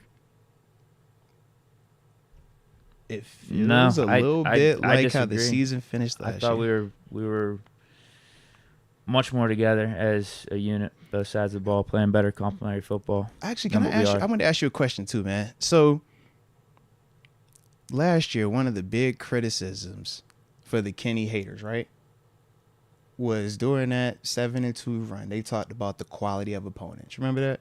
They brought up Carolina, brought up the Falcons. It was like, oh, man, that's a Derek Carr-led Raiders, right? All these different things to kind of undercut what was taking place. We look at the teams that we're facing this year. Can we, like, how do we feel about the teams that we face? Are we facing the equivalent of the Carolina Panthers, the equivalent of the Atlanta Falcons? Is that what we faced through 5 games thus far, from your perception? Because I'm just trying to get on the same page so I'm not missing it. But that was definitely what was communicated last year when me and you would come in here and talk and people would put their chats up and be like, oh, man, it's the Panthers. That don't count. It's the Falcons. That don't count.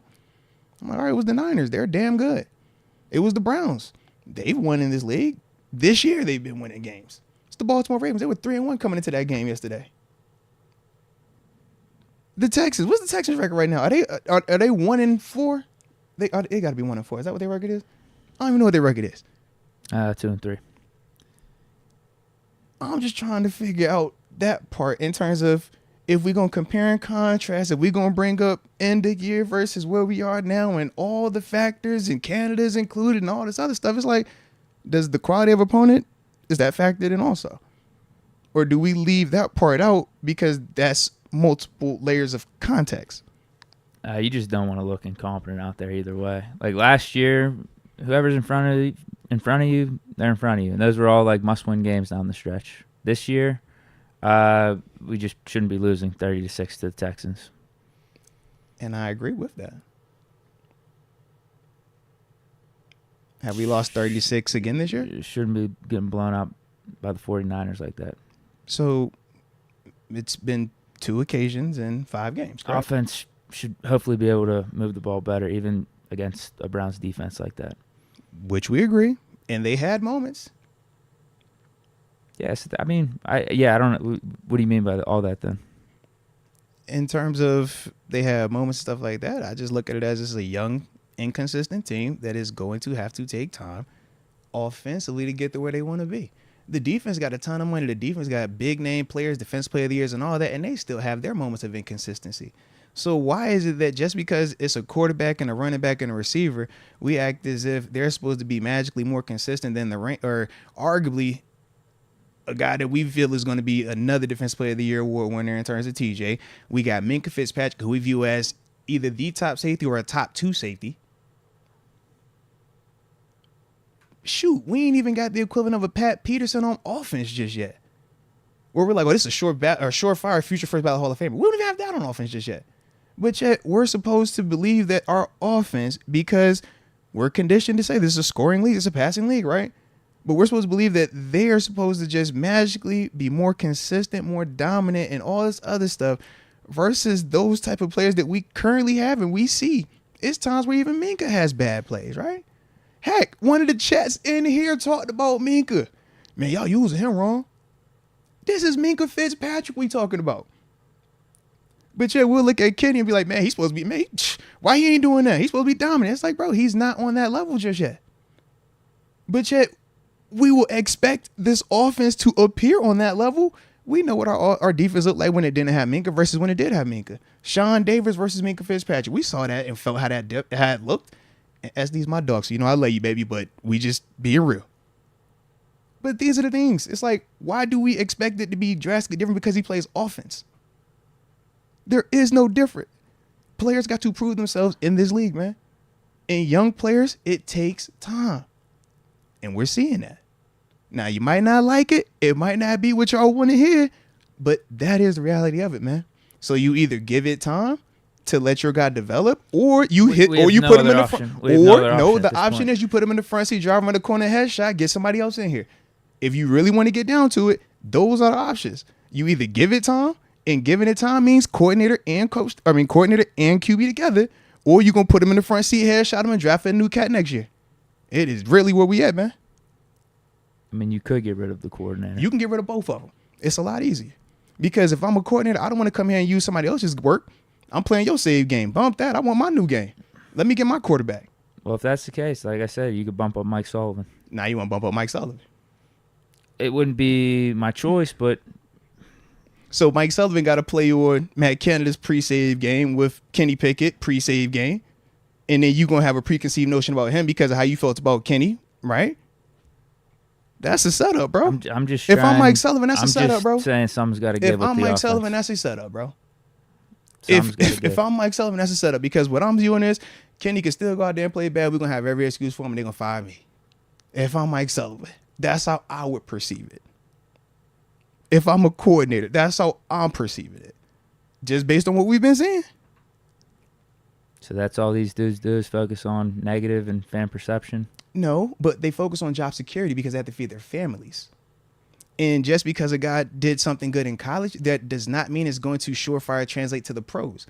And for guys, when you're in this profession, it's a results-based business. It's highly competitive and turnover is crazy fast, especially for the coaches. You know, there's not a lot of 10-plus year guys at locations, right?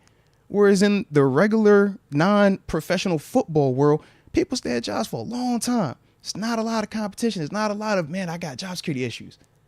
So that is why it is what it is. The climate, the way that we operate, the way that we think, it is like that. Because you deal with it every day. But that's ultimately why when you talk about with a coordinator coming here and look at the situation and say, oh, yeah, I'll throw my resume on that one. Nah, because they're going to hold that against you for the past time. Apparently Byron Leftwich did. Hey, man, shout out to B. Leftwich.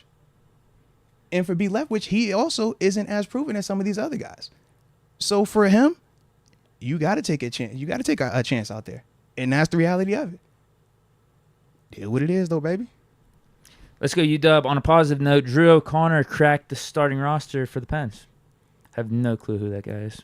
Bro, I wasn't even on my Pens bag just shit. My bad. Man, they just started up too, bro. Tomorrow, opening day. Yeah. S. Dresden, question for Moats. Name one thing about Pickett's game that would be considered elite at league level. He said, for me or for you? No, this is a question for you. So what do I think Kenny Pickett is elite at? Number one, I love his moxie late game. I think that is elite tier. And why is that? Because it's not a guarantee. A lot of people crack under pressure. A lot of people fold. They blink. When the going gets tough, when you're hearing boos, right? You don't believe in my guy. Should I believe in him? I don't know. Man, they say they don't believe in me. Should I believe in me? No. But his confidence never wavers. That's the first part of it. Next thing is I love his anticipation. It's not consistent enough. But when he does decide to anticipate and cut it loose, he is elite at that vein. He can throw a perfect spiral right where I needed to be, hit any person in stride. Deep, short, intermediate. Seen it all. Doesn't have the consistency just yet. That is my biggest issue with Kenny Pickett. Whether we talking about him in the pocket, whether we talking about him rolling to his right, whether we talking to his left, play action, naked boot, sprint out, consistency with his fundamentals. Looking dead at you in this camera because I don't want you to think I'm playing. That's what it is. His footwork is inconsistent. His throwing motion is inconsistent. And that's what gets him in trouble at times. When he does show that consistency, he looks dope. He looks really good. He looks like he could be the guy for us. But that's this league, man. Anybody could do it once or twice. Anybody can flash.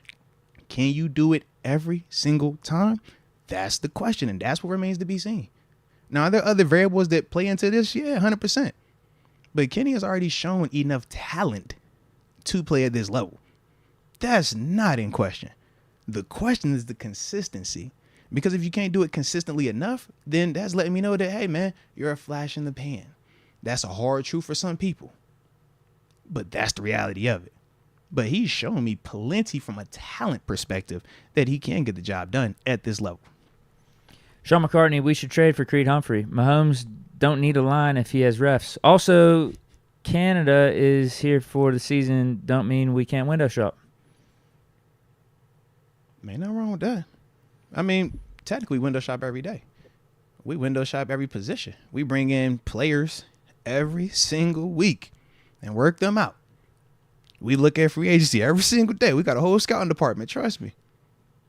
That's what this level is, man. It's highly, highly competitive like that, man. Every single day, you literally have to prove yourself.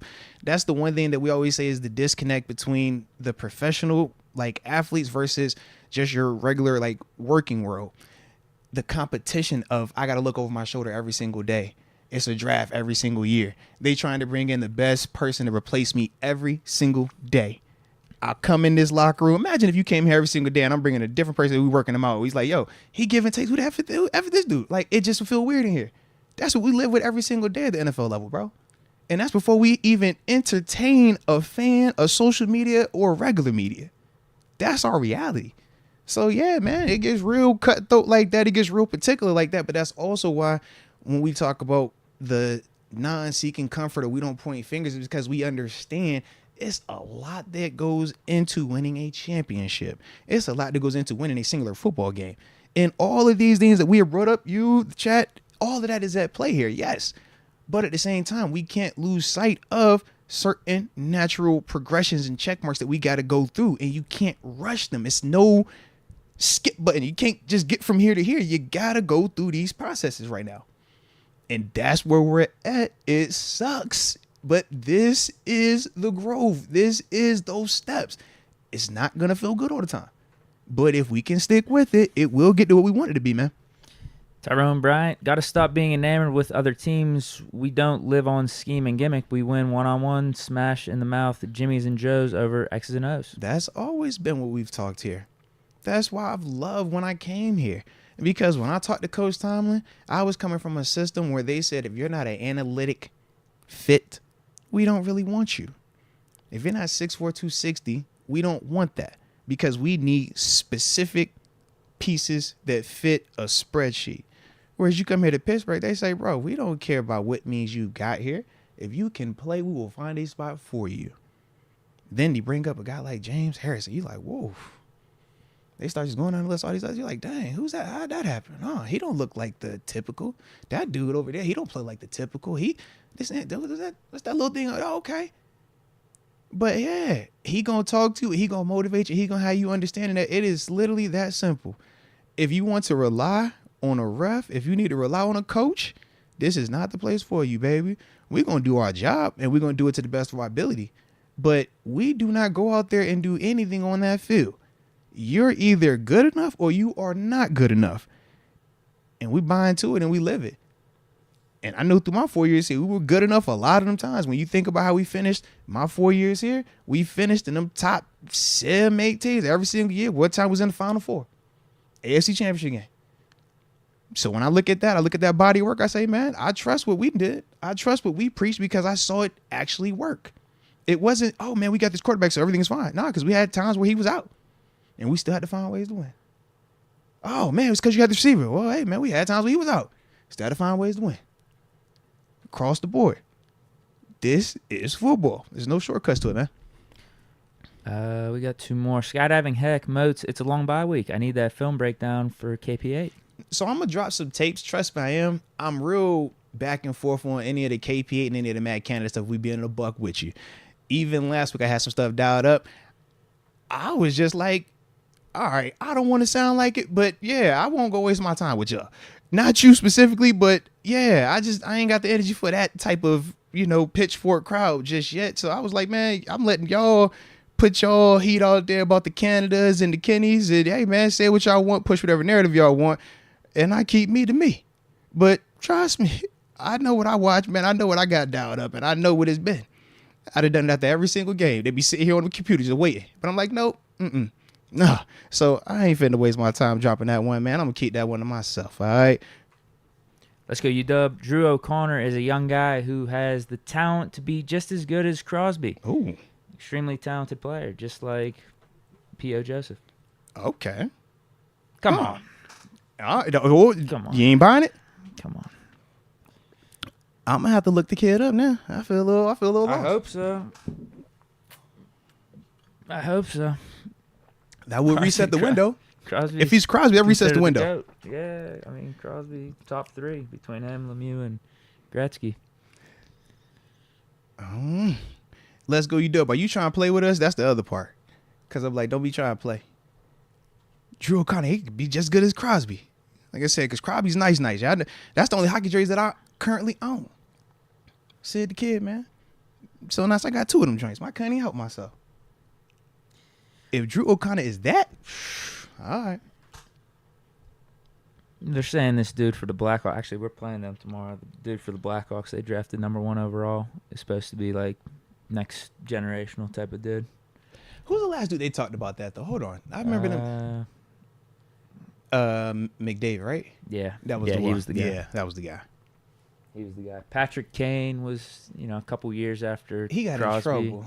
No, he lived up. He was good. He won cups. I'm saying, but that's what knocked him off was when he had gotten in trouble. If I remember correctly. He had some weird incidents. I don't know what team he's on now. He's still playing. It's not like he's out of the league. But he had some weird incidents in Chicago. With, like taxi drivers or some shit. Yeah, I'd say that's what it got kind of weird. Yeah. And that's it for the Supers. All right. I was a vibe. What time? God dang, it's 6:44. We ain't even get. Hey, ho, now. I'm on my burp. Excuse me on that one. I just remember something, Deke. So another super did just come in.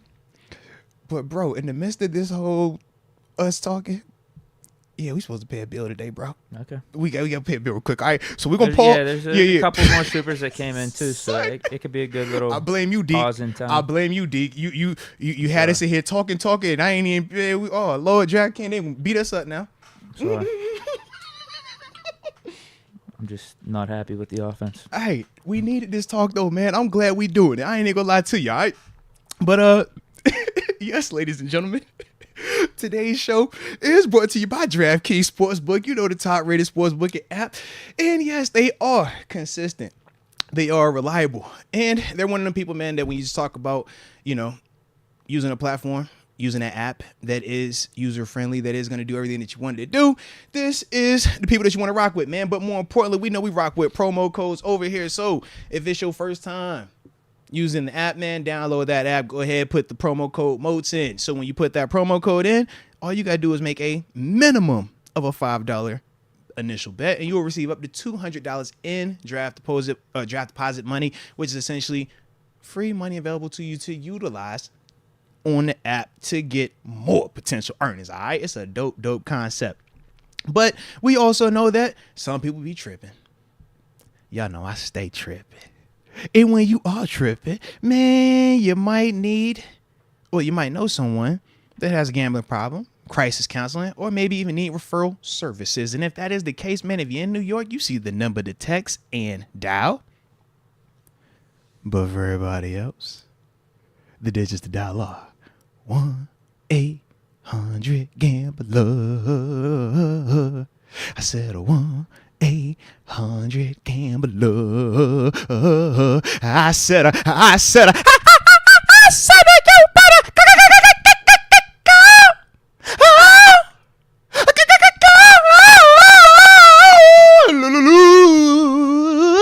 Better call it. 1-800 go.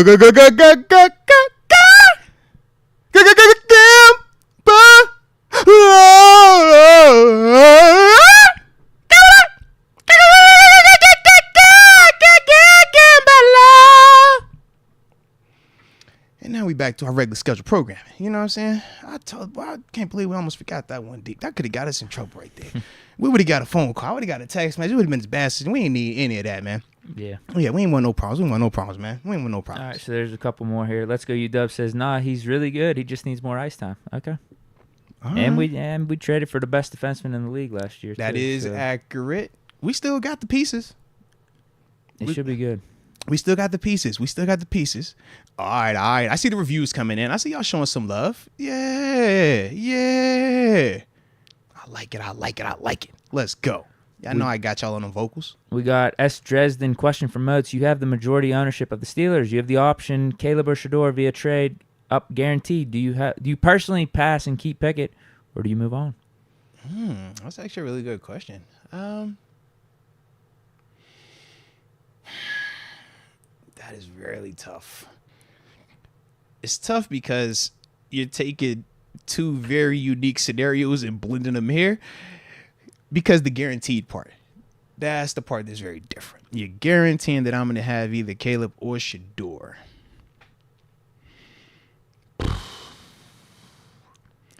Well, in this particular, put it like this, man. In this exercise, then yeah, if I'm guaranteed to get Caleb, I'm going to go with Caleb Williams because I've seen it. It's a dope sample size.